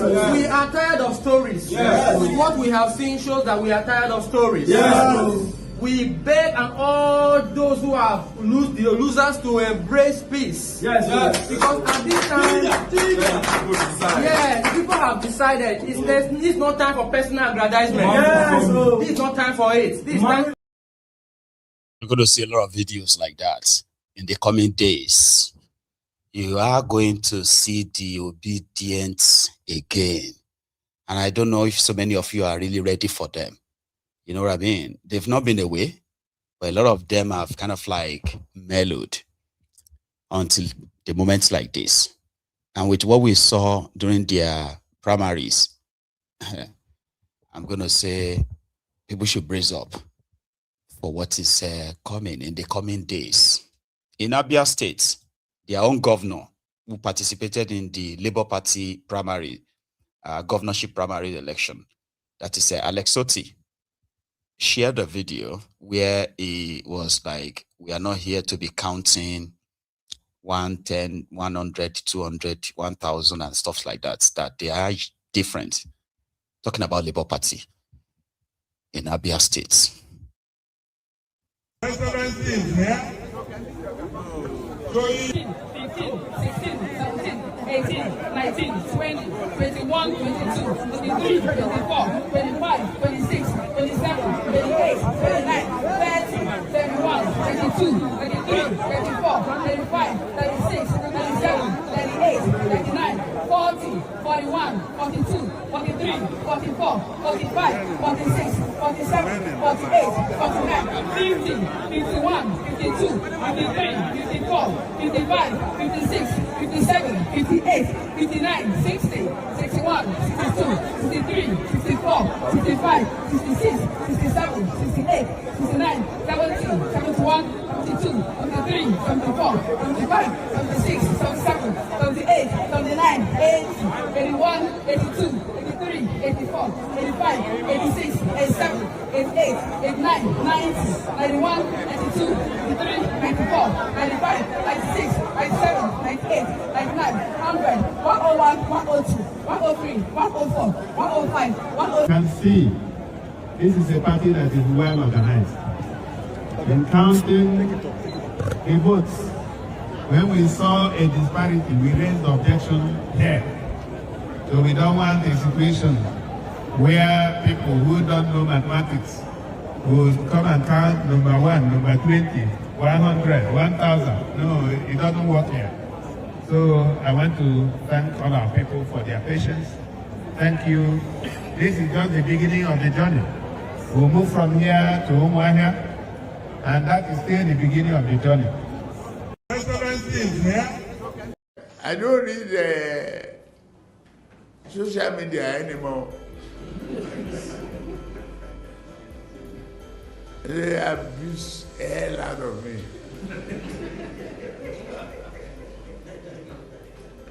If I read it, I get high blood pressure. I get angry. I don't read it. No. Which is a lie. They all read social media. If the governor of Abia State is aware that the trending shame of these political parties on social media is that suddenly adults became illiterate who are unable to count correctly anymore. That means they are all using social media. They are all here. They are all, they're everywhere. Have a caller though. Hello? Hello there. Marigo. Baba. Well done. Yes, sir. How are you doing, sir?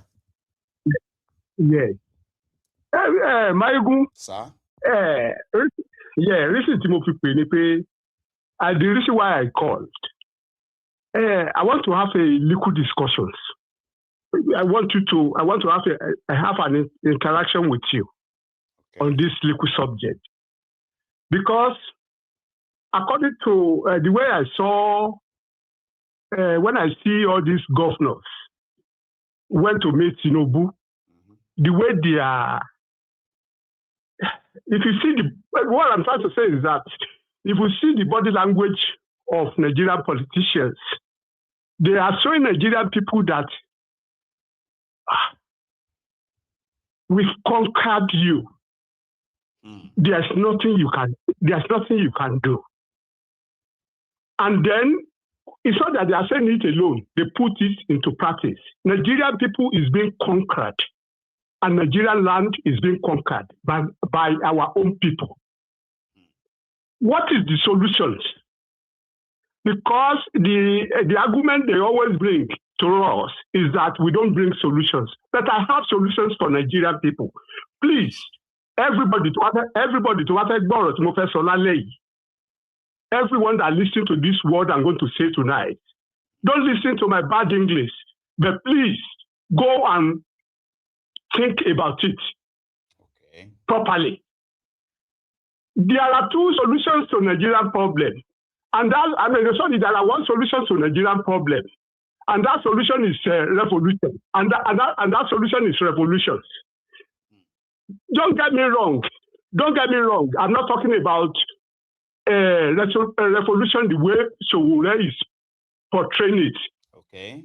There are point. I believe in revolutions that we put. Sorry, how do I say it? I believe in revolution that we have a point that we wanted to hammer, and there are 2 points. There are 2 points on the ground that Nigerian people, if they wanted to have a real new Nigeria, they want to hijack, and they want to take their country back, and they want to push all these politicians out of all these political matters out of political space of Nigeria. Number one is security vote and domiciliary accounts. Okay. Those two policies is not part of Nigerian constitutions. It's an arrangement putting down since 1999, where during the time of Obasanjo, since when we come to democracy in 1999. This is an arrangement that Tinubu what they call him, Obasanjo put down. It's not part of the constitutions. Let me elaborate a bit. Nigeria young people, 20 years, 25 years, 17 years, 30 years, please continue listening to this. If you want your country back, if you want to have a very profitable country for yourself, security vote arrangement is just a policy. It's not part of the government. It's not part of the law. Government. It's not part of the constitutions. Now, Mayegun, please, how much is the salary of a governor? Please, can you answer me? How much is the salary of a governor in Nigeria? Officially, salary, please. The salary of a governor is 1.5 million, I think. The salary of a governor in Nigeria is 648,000. Yeah. Their salary is 648,000 naira. Okay. 648,000 naira, 859. That is what is under the constitutions, under the FAAC, revenue mobilizations or whatever. So their salary, let's put it at 700,000 naira per month. Okay. In a year, the salary of a governor is around 7.7 million or 8 million naira per year. You understand? In 4 years, salary of a governor suppose is going to be around 31 or 32 million naira. Mayegun, please, according to all the reports we are getting, how much PDP APC sell governor form, please? How much they sell governor form in Nigeria? 100 million. So governor. I think that one is 70 million or so. Because I know that senators were like 50 million or thereabout. Thank you very much. Mayegun, you wanted to give job. Somebody wanted to apply for a job. The salary for that job for a 4 years contract is 32 million naira. Now he's getting a form. That's the basic salary. You know, that one is just like what you get paid. But there are other things that come. Mayegun, you should be far clever than this. You understand? Yeah. No, let me tell you this. I'm not trying to kind of back it. I'm just pointing out this is not the only reason why they want to be governor. Okay, I know you want to talk about the security vote. That's what I'm saying. Yeah, that's what I'm saying to you. Okay, that security vote. Yeah. That's what I'm saying. That's what I was. I'm talking about. But I just wanted to point out that thank you very. Yeah, the one you are using, right? I just wanted to point out that the one you are using, okay, if we have to go deeper, that is just on the surface. Because at the end of the day, if the governor goes home with over 100 million naira based on from that same basic salary, all right, without security vote at all. Each governor in Nigeria, minimum, goes home with over 100 million naira. Or then security votes. Do you know, Mayegun, do you know that all these governors, they took, many of them took minimum of 600 million naira to 1.5 billion naira every month as a security vote. Of course. People should understand what they call security vote in Nigeria. It's a fraud because it's an unaudited money. If I'm a governor, if you remove me tomorrow, all the security force I took, you cannot ask me how I spend it. And that one is cynical. The money that the president and the governor is taking as a security force is even a chicken change from the one the president is taking. President is taking president in a month. He's taking more than 10. He's taking more than 10 billion naira as a security force in a month. You understand? Now, maybe because I actually have an idea of what they pay, because they exposed one that Jonathan was being paid. Okay, it was in dollars. Right? Hang on, sir. Hang on. So it was during the time that they were exposing Dasuki.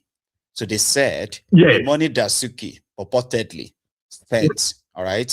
That was not arms money, because there is no way military money or budget will end up in NSA's accounts. But that was just a piece of propaganda. They said the money that Dasuki was sharing here and there then was actually the collection, the pile of Jonathan's security votes in dollars. So he was being paid. Yeah, it was being paid every month. Then, as president, $1.5 million for security. But he didn't touch the money. But the money was by then, according to what was out there, right? It was being paid straight into an account that he allowed in a central bank, at the central bank, allowed the NSA to administer. That is why Jonathan's name was never mentioned in that Dasuki Gates, simply because the money never came to him. He just gave directives. Give this one that money. Give that one that money. And I think that's what the state governors are also doing with the security votes. And that's why they can't prove it. And that's not the end of it. And that's not the end of it. Right. All the people that hold legislative posts in Nigeria, whether it's senator, rep, state assembly, the councillor at the local government, all of them take what they call constituencies allowances. Now, Mayego since 1999, for God's sake, I want Nigerian people to start thinking from this level. People should stop waiting for their own time, because every Nigerians are corrupt.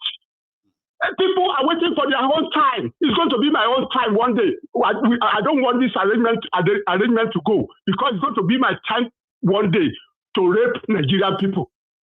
This is what we are doing.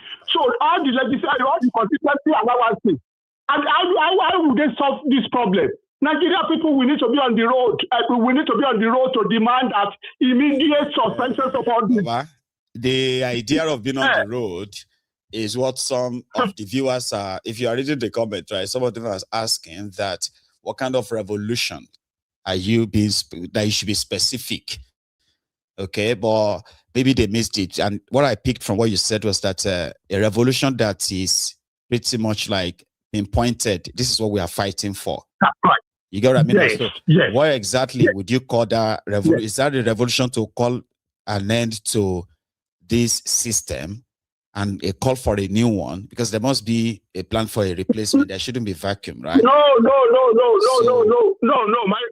You get me wrong. You get me wrong. Kick all of them out and wipe out the entire establishment. How will you when wrong? How will you kick them out? How? When people are tired now, like the same way you said they should hit the road, they can ask them that they should all of them should resign. That kind of revolution now. No way.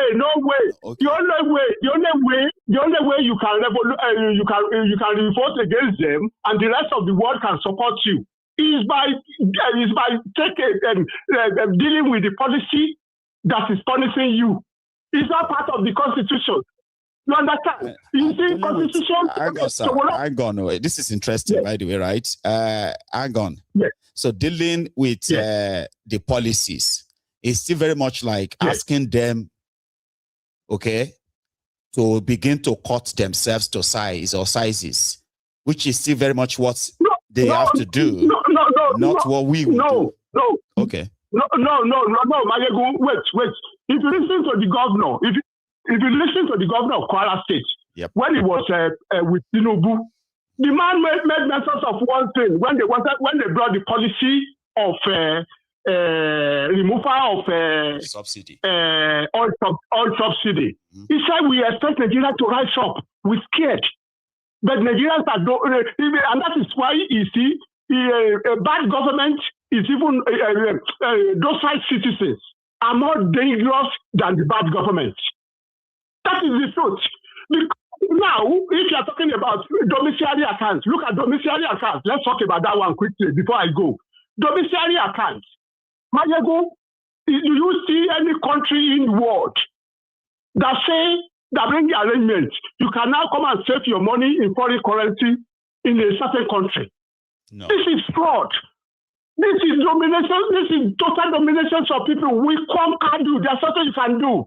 For example, you're talking about exchange rates. You understand? These people destroy everything when Tinubu came. He destroyed everything. I never thought of that. What you just said right now, I never thought of that.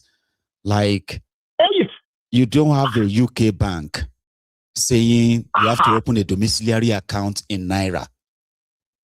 Or open a domiciliary account in dollars. There's nothing like that here like that. Or it's a common thing in Nigeria. You have the Naira accounts, then you have domiciliary accounts. Mayego, do you know why they do it that way? Mayego, do you know why they do it that way? Everybody can trade currency. They can trade it. No, Mayego, wait. Do you know why they do? Do you know why they do it? Tell us. Because all these people that call themselves His Excellency or whatever, they are Okonu people. Listen, they know that they cannot manage the economy. For example, now look at the devaluations of Naira since 2023 when Tinubu came. Let's put Dangote as an example. If Dangote save all his money in life, he save it in Naira, Dangote life will have been cut into times 10 now. Do you think people like Dangote, he still lost money? He still lost money in all of these policies. So he still lost money. But you are right. Investment are not in dollars. Does Dangote lost money like Iyaloja, teacher, everybody, ordinary people that doesn't have the capacity to save their money in foreign currency? Do you understand? How many people in Nigeria, what percentage of the people in Nigeria that have the capacity to save their money in foreign currency? Not many. Now, all this come back from these devaluations of Naira comes to the almost 95% of Nigerian people. Bearing it. And there's nobody to rescue them. And nobody talk about it. And you see, it's about the time we start thinking as in Nigeria, that's why Tinubu being the president. That's deep. Tinubu the president. Because we are liberate. Mayego, thank you. Please, if Nigerian people should start thinking about this. It's very important. You have done well tonight, sir. Thank you so much for that.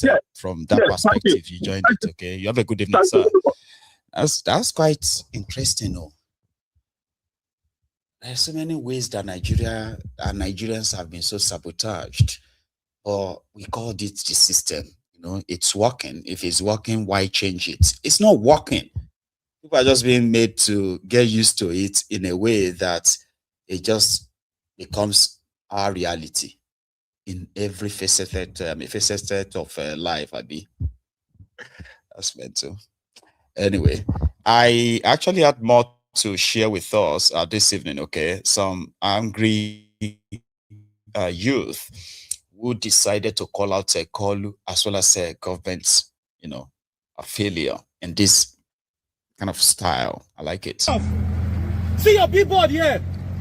They don't start campaign for you now. Now your billboard with this. So I beg, we're not gonna go through all of these things for these 3 years. Campaign they go children inside bush. 4 years.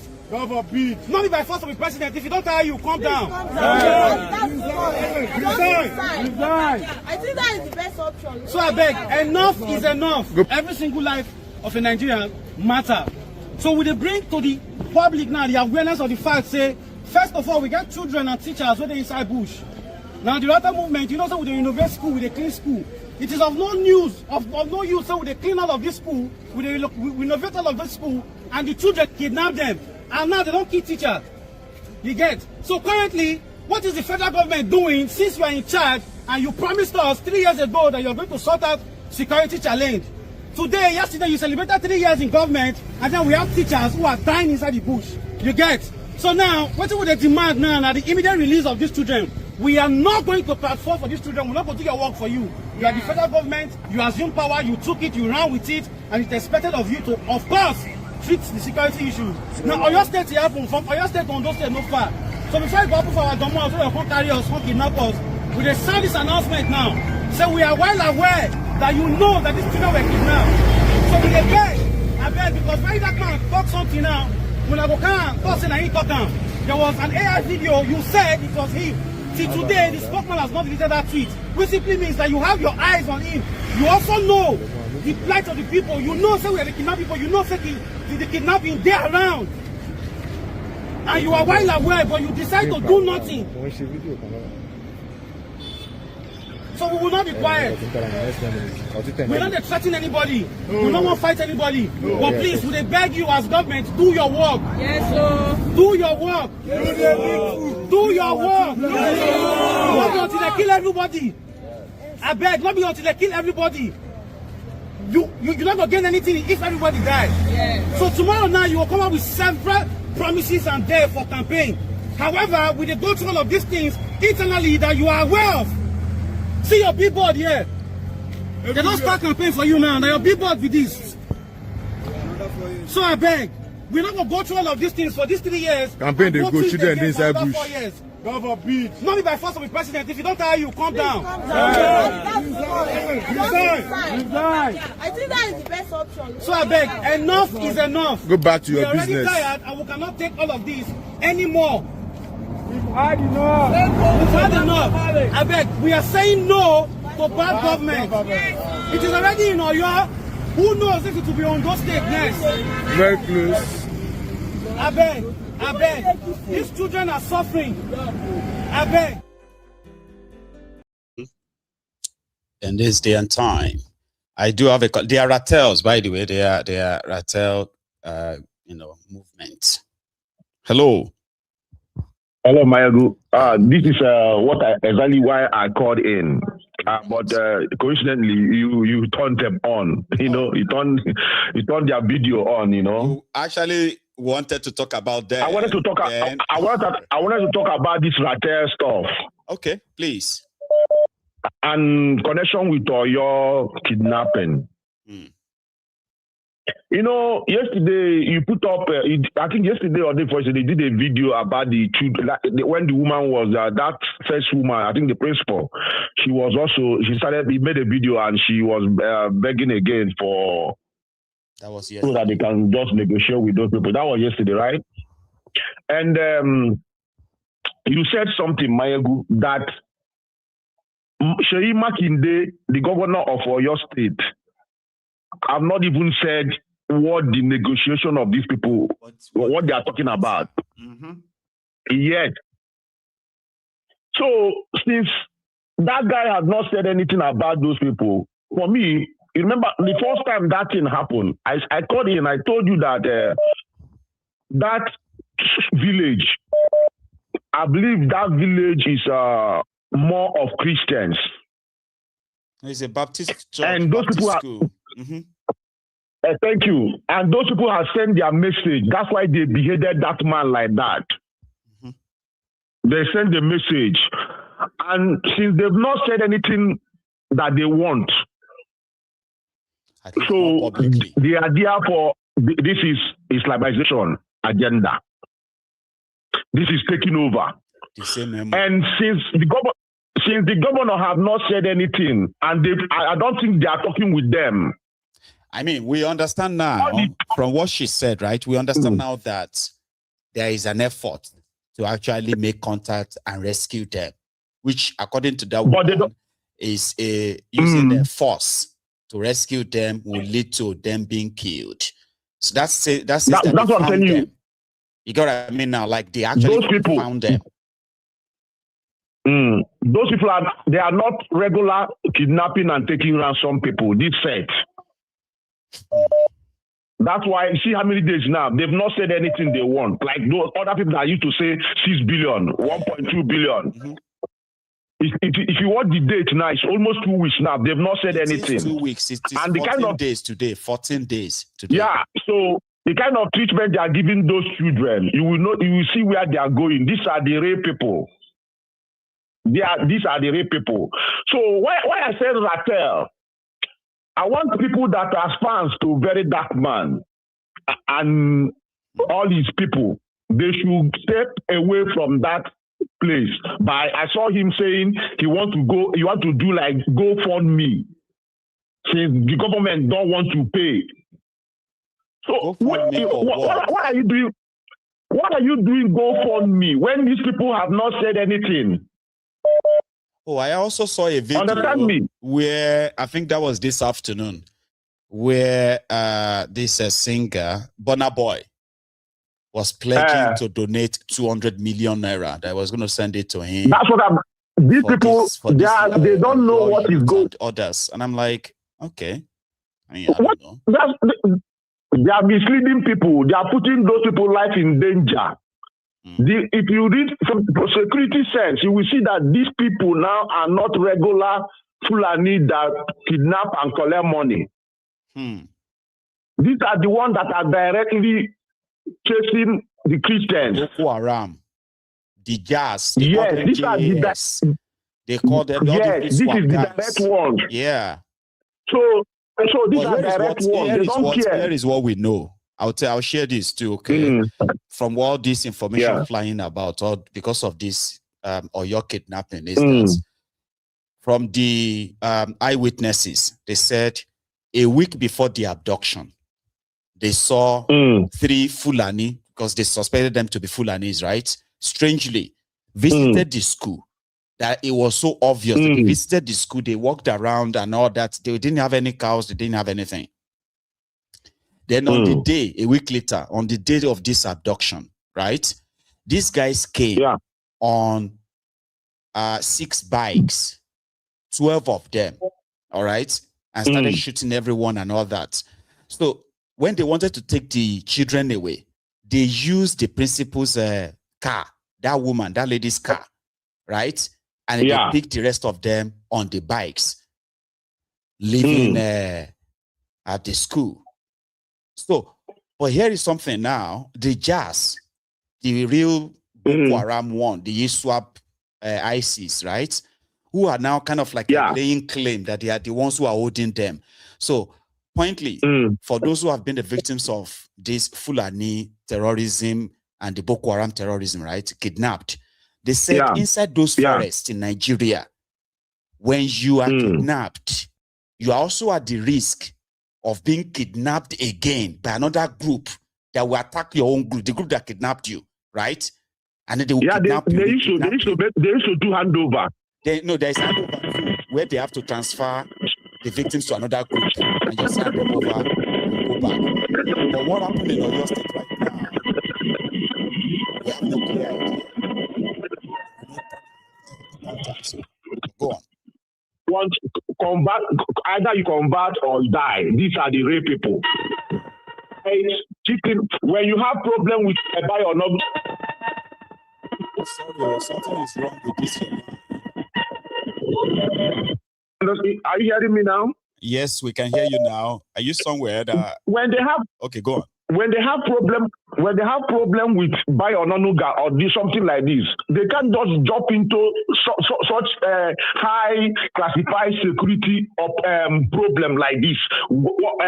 GoFundMe on which amount are you looking for? Did they tell you that they need money?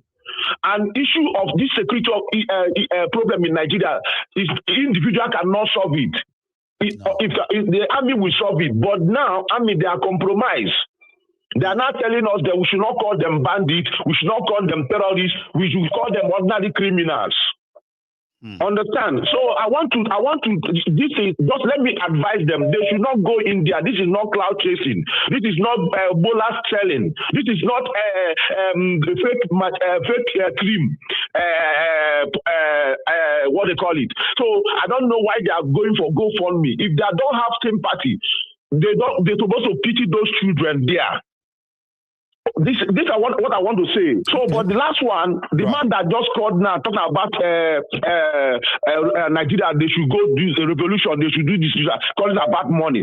Like you said, no Nigerian president, no Nigerian governor will go to prison because of the money he embezzled. The only revolution Nigeria can do now, the only revolution that can take place in Nigeria, either the whole Nigeria sit at home, what Indians did to England, or they boycott this election. Nobody will go out. But before it cannot work because people are hungry. Then based on the revolution coming out on the street, it will not work in Nigeria because you can see on Facebook Muslim fighting Christian, Christian fighting Muslim, Igbo fighting Yoruba, Yoruba fighting Igbo. I was at this even in Muslim, inside them, everybody is fighting each other. Hungry people, the people that are in problem, fighting each other. Nobody try to say, okay, let's come together. Look at just this coalition they did last time. They scattered again into pieces. Now, Tinubu is going straight because how can all these good people, all these faces, will start on the ballot? People will vote for them. So Tinubu has won. When he rig election, nobody is going to blame him. There will no clue to make him. Understand? They should have come together. If they wanted to rescue Nigeria, they could have come together and chase one person. But now, you see, even they are still doing it. Look at Wike, blocking PDP, taking all that, doing anyhow. Because they know where they are going. They already conquered the people. Either people sit at home, boycott this election, or tsunami. I keep on saying it. There's water everywhere in Nigeria. Let it swallow everybody. There's fire in Port Harcourt. Let it burn everybody down. There is cold in Enugu. Let earthquake come there. So the remaining will start afresh. Thank you, Maegu. Thank you too. You have a very good evening. Okay. I mean, everybody is kind of like, people are worked up in a way that preferring a clear solution seems to be an extra work, kind of, yeah? We're going to continue soon. Thank you very much, E8 too, my guy. So yeah, today we honor the lives lost and the sacrifices made during the Biafran struggle. Their courage will never be forgotten. All hail Biafra. Bless you. So it is another remembrance. I mean, it is another May 30th.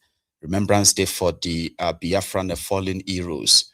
So yesterday I was going to tell us about the programs they have for it. It's the usual annual program that is called the Remembrance of the Fallen Heroes. It took place in London today, around the the Parliament building in London.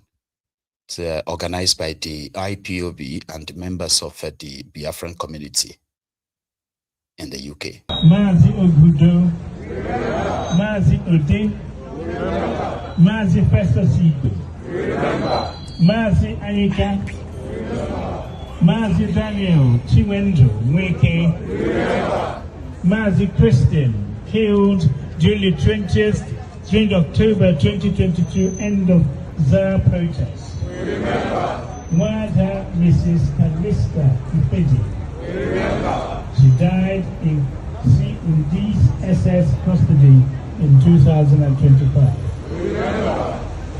Mazi Ojuku Dada was kidnapped by the DSS in Taraba State on the 1st of October 2023 and later killed.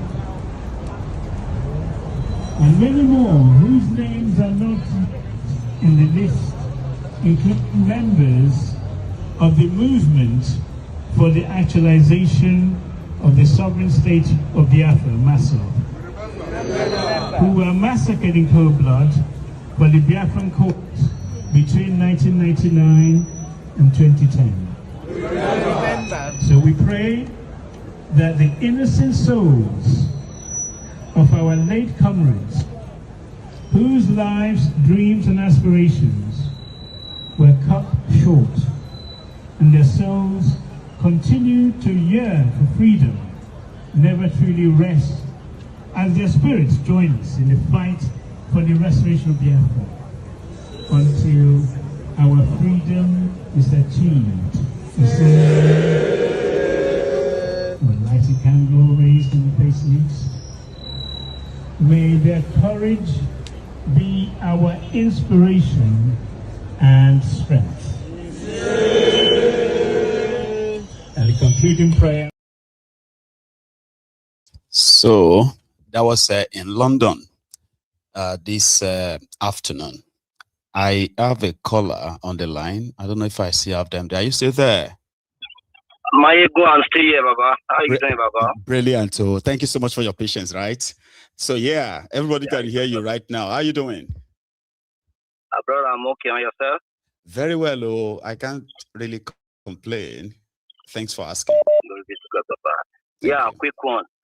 Concerning the kidnapping in Ibadan, one of my friends just shared a couple of videos and pictures with me this evening, brother. I can't watch that video. Baba, if you see how they are treating those kids in the bush, I nearly cried. There was the one I saw. This little boy is a little kid. It's going to be around age of 2 or 3 years old. They tied this little boy. They tied his And you hand. verified they are there. I mean, it was them. Yes, I have those couple of pictures. I can't even watch them videos. Because something was going on, I think 3 or 4 days ago, where an actress, right, shared this image of children, right, who were being like abused. They were wearing this blue uniform or thereabout, right, and they had all their back with all these marks and all that, this stretch mark and all that, right? So is that the same one? No, Another this one is different. Like this, this little boy don't have nothing on. Oh dear. And they tie his leg towards his back, including his hand. And man, brother, this is really heartbroken, for real. Things have to be done concerning this. My heart is broken. I can't even watch this all the way to the end. No. I'm serious about this. We need to do something about this situation, brother. Every one of us listening to this video, watching this video, we have kids at home. We have children at home. I can't finish watching that video, brother. It doesn't seem like Tinubu is moved. Look at people around him and all of that stuff. And then despite all this kind of pressure, because I've seen people organize different protests, people have spoken online and the rest of that, they don't seem moved. So what should people do? It is scary. That is where it is scary. Because my family, my little boy is still back home with my wife, back home in Nigeria. And they are there in Ogun State. You know, it is scary when I saw that video. For real. I'm scared. For real, I am scared. And you are not alone. I promise you. I know. There are so many people in your own shoes right now who are just as... Even when I'm speaking with you right now, I'm shaking while driving. I'm shaking. Just to kind of like imagine it. Honestly, brother, my family is there in Ogun State. In Ogun State. And this place is a new site. What can we do? What can I do? Can I give a very quick security advice for those of us who have families back in Nigeria? It's something I would do, okay? And I've seen people who have done that too. It is to try and install a 24 hours kind of like CCTV camera that is connected to your phone. Now that's that's the first move, okay? To give yourself a peace of mind, kind of.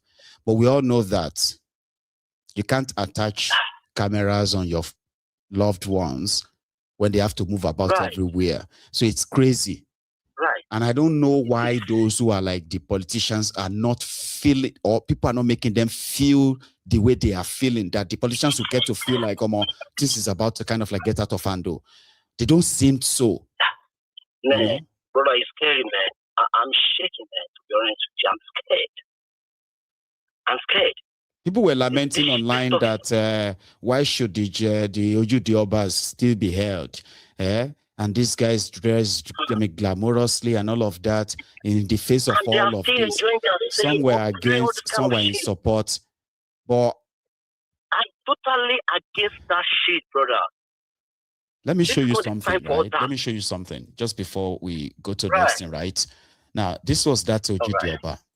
It's been almost a year now since the Abuja passed, okay? And the purpose of Uzordinma is for the successful age groups in Ijebu land, all right? To come and pay homage to the king on the second or third day of Ileya, right? So that's the purpose. That's the cultural, traditional purpose of Uzordinma. But there is no Awujale, because the governor of Ogun State have his own candidates.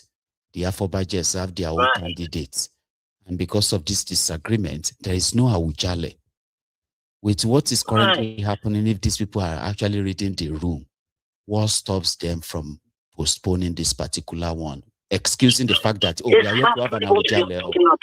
You get what I mean? Like, we are yet to have an Awujale. So we would be postponing the event this year, and we plan to have a very great one next year with our new king, blah, blah. Also, for the sake of what, do you know, I was discussing that with somebody today, and you know what they told me? That person said, you know, there's this kind of like a Cobra effect, right? Where is a story about when the Indians wanted to probably stop the scourge of cobra snakes, right? Killing the people in India. So they now decided to say, everybody will catch a cobra, right? Will be paid £1. Okay, so before you know it, all these snakes in India, they're all dead. Because people captured them themselves, not government. Then there was no snake to catch again. Then suddenly, people started actually breeding snakes to collect money. Then there was too many snakes. The government couldn't pay for it. Too many snakes. Now they have no use for those snakes anymore. So they just released them again to the wild, to the everywhere. Back to the same problem. So the Cobra effect in this sense is that it could be for a good one, right? If a very significant occasion, like annual cultural occasion like Uzordinma, is postponed or adjourned, like cancelled, using the excuse of there is no Oba for now, okay? And then the situation in the country, all of this thing, and the children. Do you know that so many other organizations will begin to cancel their own events? Exactly. In solidarity. It will just be like that domino effect. That before you know it, that can trigger a panic within the government circle that we need to do something now. Because then it will just be about them doing political stuff. Before you know it, political parties will probably say, we are canceling our own campaign too. And that can pressure people. But that didn't happen. Let me show you the Uzordinma.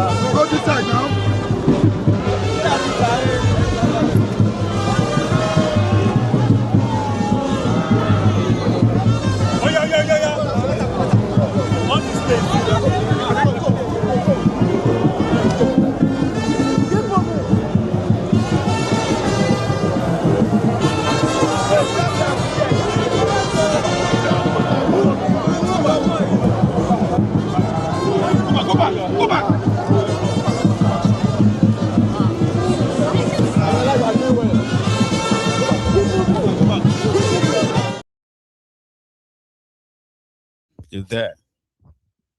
Baba, I'm here.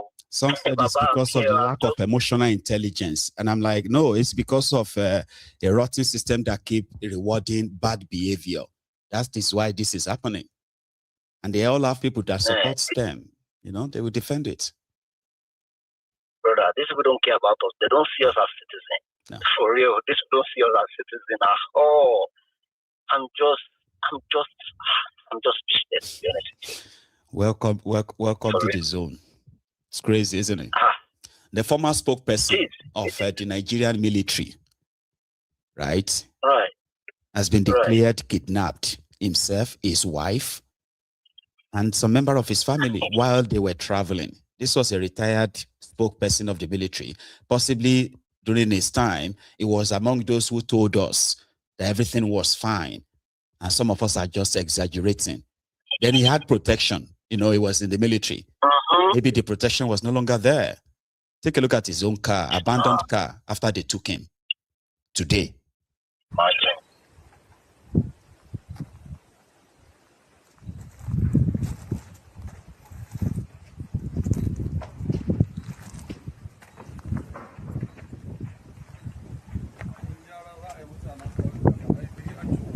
Akwai matsala wallahi. Anas, wannan musifar ta yi yawa bude da narmo ɗinka in ka danna shi zai bude. Bilahi lazi wannan musifa ta yi yawa ta garin. Kai Allah ya soki. Allah kamar magani. A sun harba wallahi. Duba jikin sit din za ka jini yaki. Sit din. Wata da mata ne ma a cikin mota. Akwai mata kamar akwai. An gyara na Anas ka gani. Ke direban kamar akwai. An harbe shi ma ga yana ganin abin jini. Stain abin jan seat ne. Leather seat ne ja. Kaga ai ga stain din nan na jini da a jiki.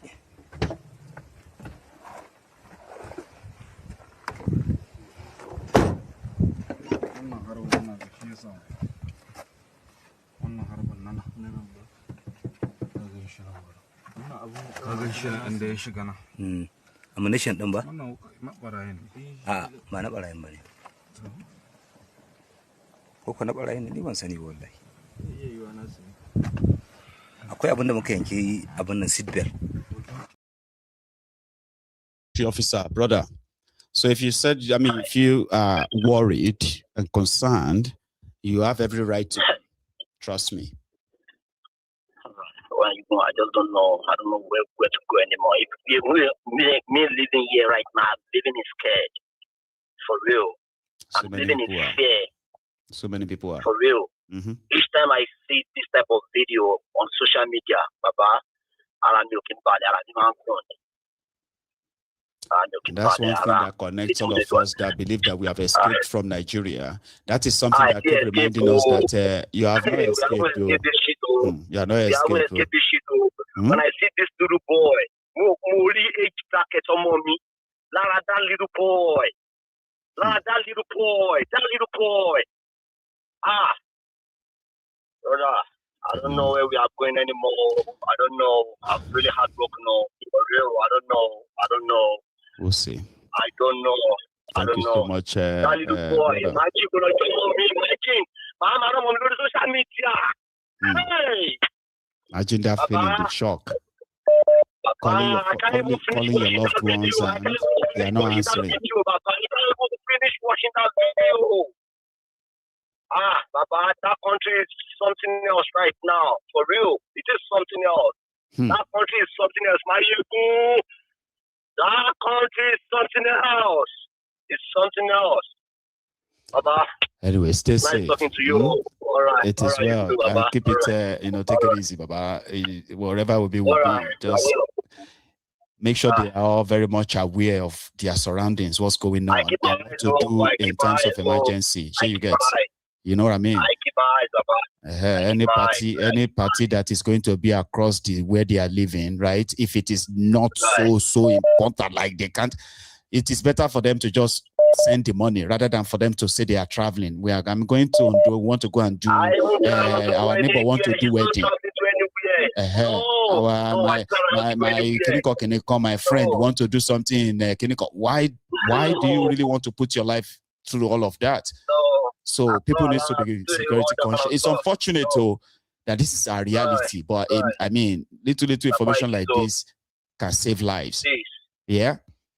So you take it easy, Baba. You have a good one, eh? Yes, So this is my own say, but you can't really control what people do while you are busy with your own life in the diaspora.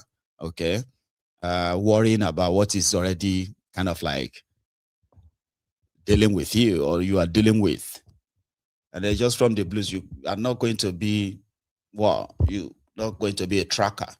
They want to track every member of your family. You have no idea what they are doing. You have no idea where they are. And you know what I mean? Until that phone call that could change everything. You know that. So little security info like that can save our lives for now. Until maybe we finally have those who have the balls to let the people act and defend themselves and get rid of these terrorists before it is too late. Because right now the impression is that we are already surrounded. The only thing we seem to have is just our mouth. We are disarmed. Those who are meant to protect us are overwhelmed. The police, the army, the rest of them, they are all overwhelmed. So right now we're just like animals waiting to be slaughtered, kind of. So until you have the people who have the balls, who are not going to do all of this because of their political gain or political losses. Yeah. Those who have the real political will. Hello. All hail Biafra, all hail Oduduwa. All hail Biafra, all hail Oduduwa. Brother, how you doing? I'm doing great, Maegu. How are you? How's the family? Well, I'm very well. Oh, happy anniversary, happy Remembrance Day. Yeah, thank you. Thank you. Thank you very much. I was just having a talk with my mom, and she also experienced the Biafra in terms of she was born in the north in Jos, and they had to grab her and the siblings while they were in school in one of those nun schools, you know, and they took the last train heading east. This is how she was able to survive. Oh my! And fast forward to she's still traumatized till today.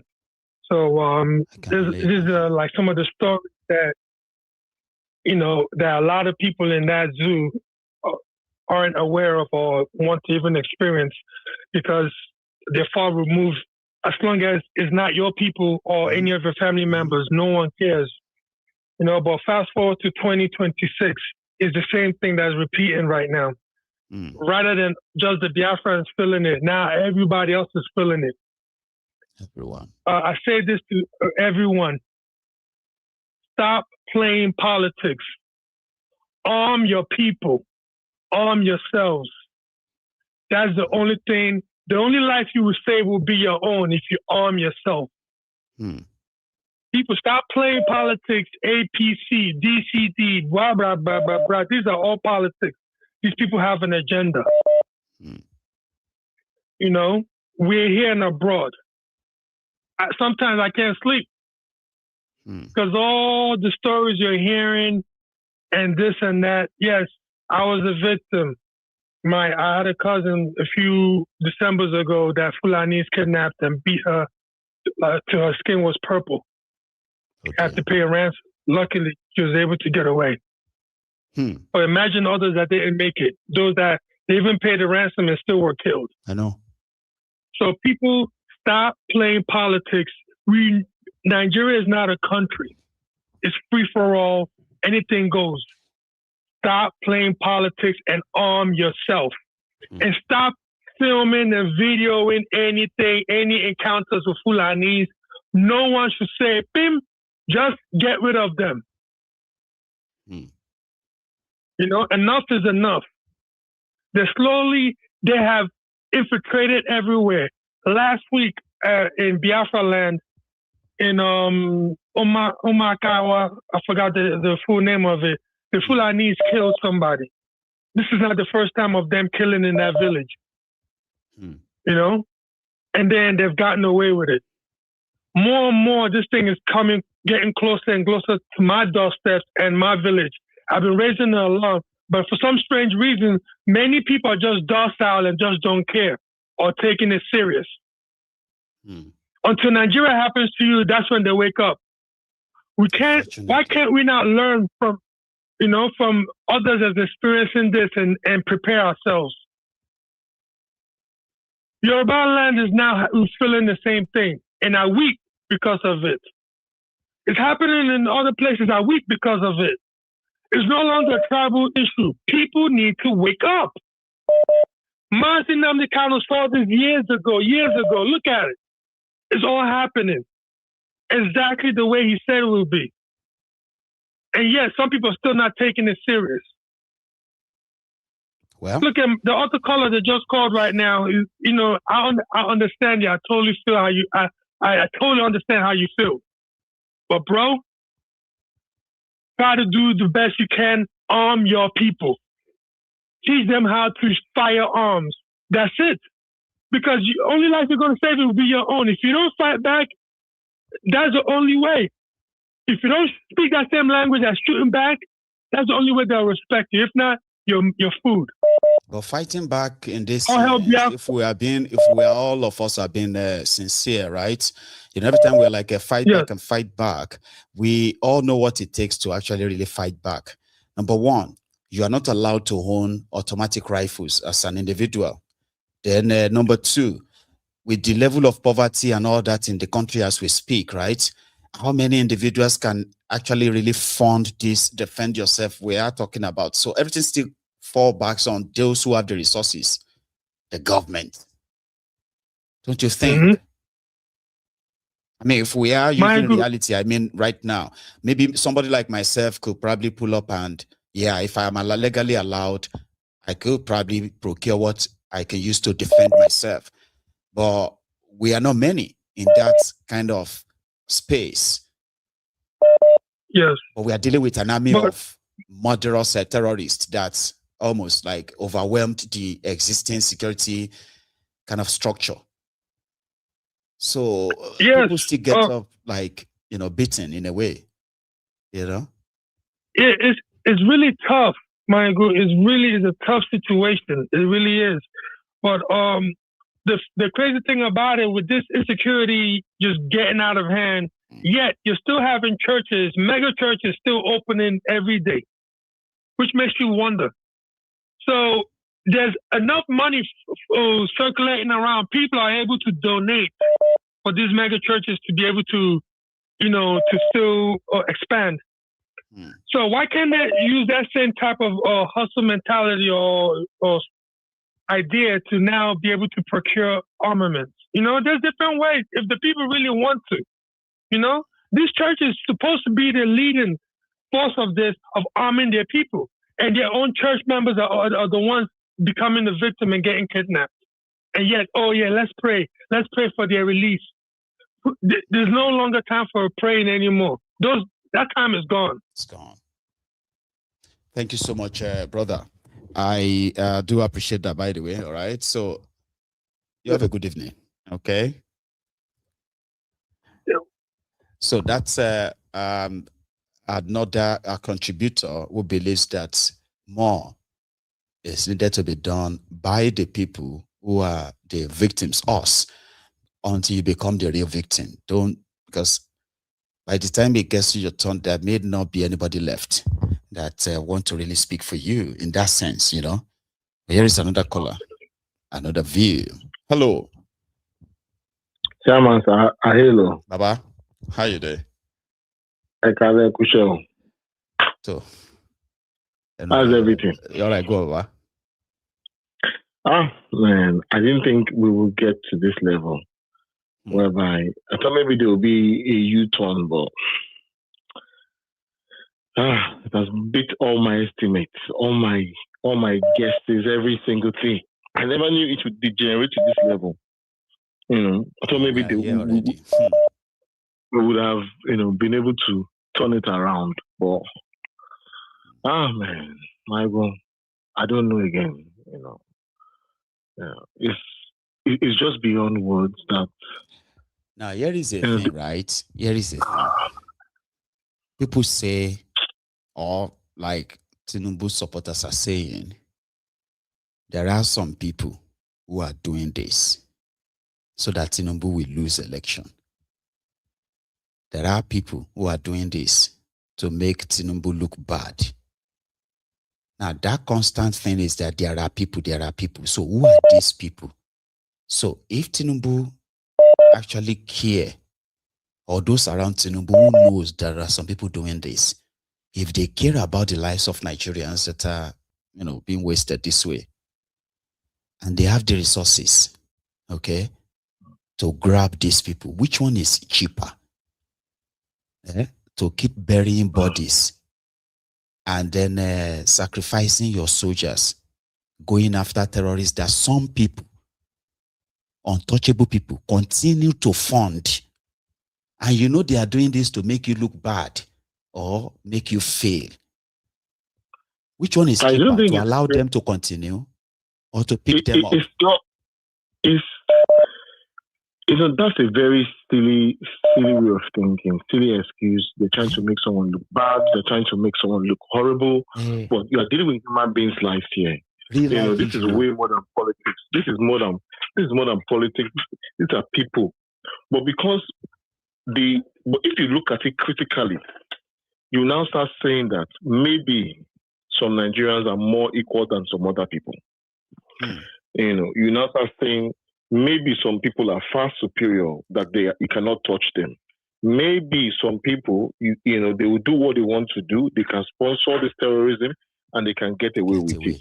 Maybe that is what they are trying to tell us. That is the outcome. And what does that tell about you as president of the country? That you can't touch them. You are just what? See, it means you are compromised, because, my God, nobody is there when, we're not privy to all these deals are being made. We're not privy to these things. The only thing we are privy to is the outcomes. And these are the outcomes we are seeing, that we are unable to deal with a domestic issue. But people don't understand the matter of any country that is at war. Nigeria is at war. The only way you know a country is at war, one of the indicators, is people that are internally displaced. We have millions that are internally displaced. That is a mark of a country at war. But guess what? We are not doing nothing about it. Because Nigeria does not act like a country. A country would wake up and fight back. But because it doesn't carry the markings of a country, people are getting kidnapped. Some people are still throwing parties.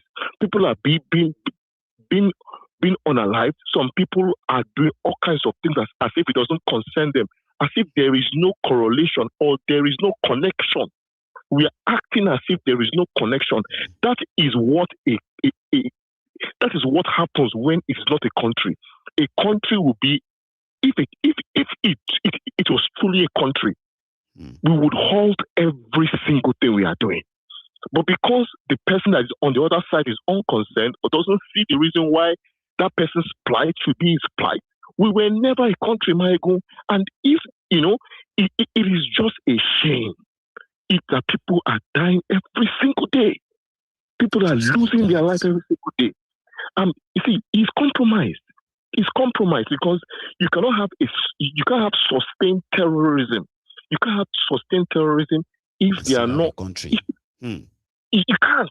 It's because they are internal actors that are holding and saying, what, this country is our own. We will do this. We will do that. Actors now, why are they so untouchable? That's my own point. That is the point, because Dubai. Okay, ordinarily, let me ask you this one, right? Ordinarily, yes, sir. Between you and me, looking at all of this as normal layman, ordinary person, and you have the power of presidency as the president of the country, right? And this is happening. Do you think it will be so impossible for you to get those people if indeed some people are sponsoring them? Answer me. See, Michael, the real issue is that we think Tinubu is Nigeria's president. On paper, he is. But in terms of his capacity and to hold Nigeria or to control Nigeria, he doesn't have it. Because if he's truly a president that is in charge, this is not the outcome. This is not the outcome. Because it's either the military leaders don't have respect for him. You get what I mean, right? Because they are supposed to actually be so ashamed to sit with him and say they are briefing him security reports. You know what I mean? Like, they should be ashamed because their failure is his failure. You get what I mean? Michael, it's not even being ashamed. We all know that the military is compromised, right?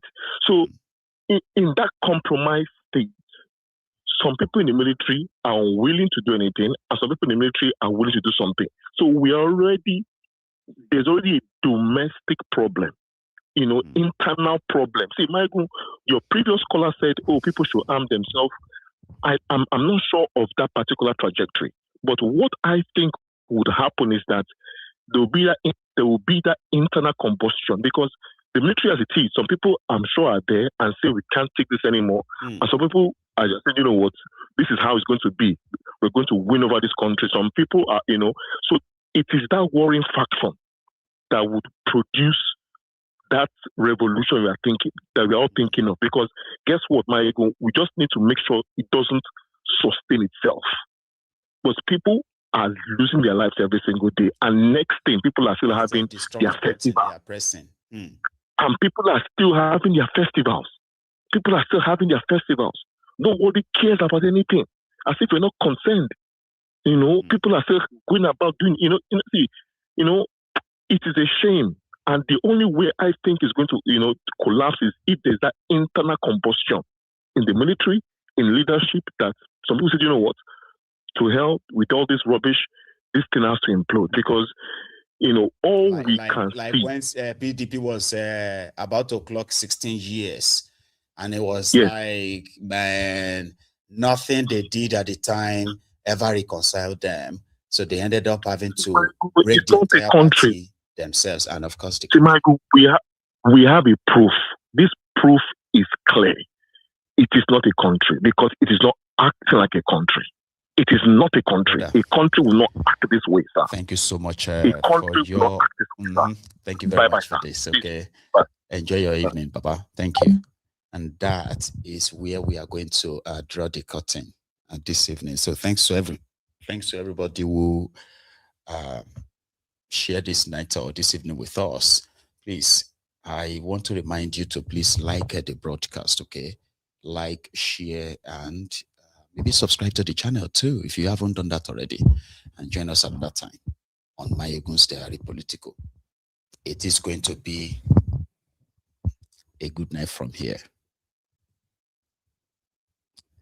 Odaro.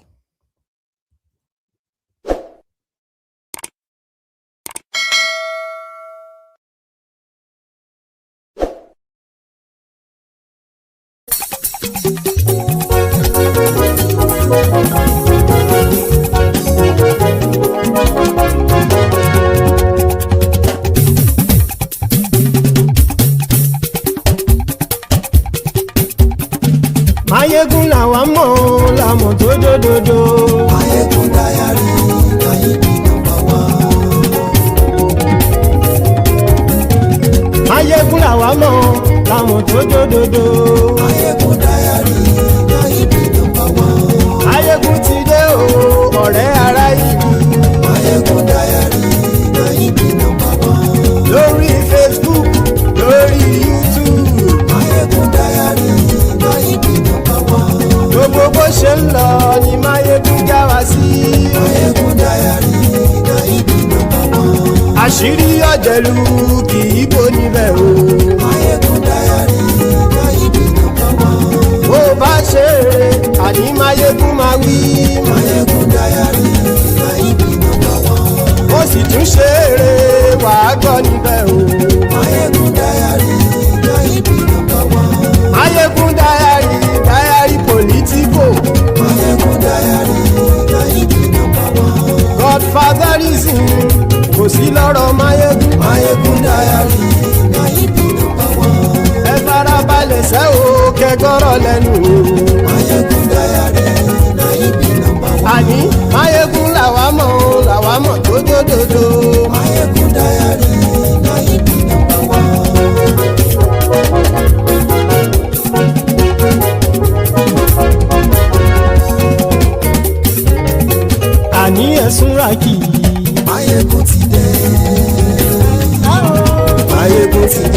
ọ̀jẹ̀lú ẹ̀súnra kì í.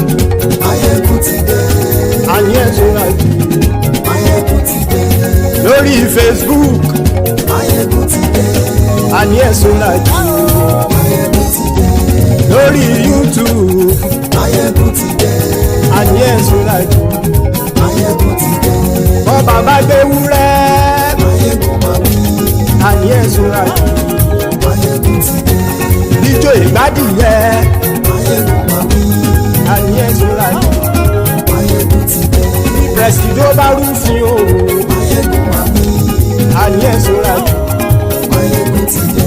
Kí gómìnà gbówó jẹ. Máyégún máa wí. Àní ẹ̀súnra kì í. Máyégún ti dé.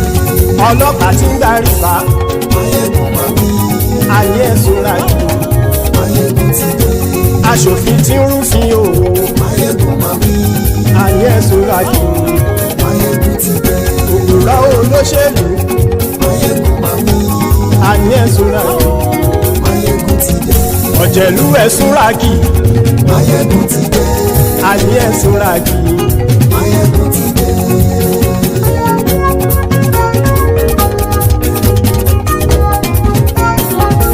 Máyégún ti dé. Gbogbo ọ̀jẹ̀lú ẹ̀súnra kì í. Máyégún ti dé.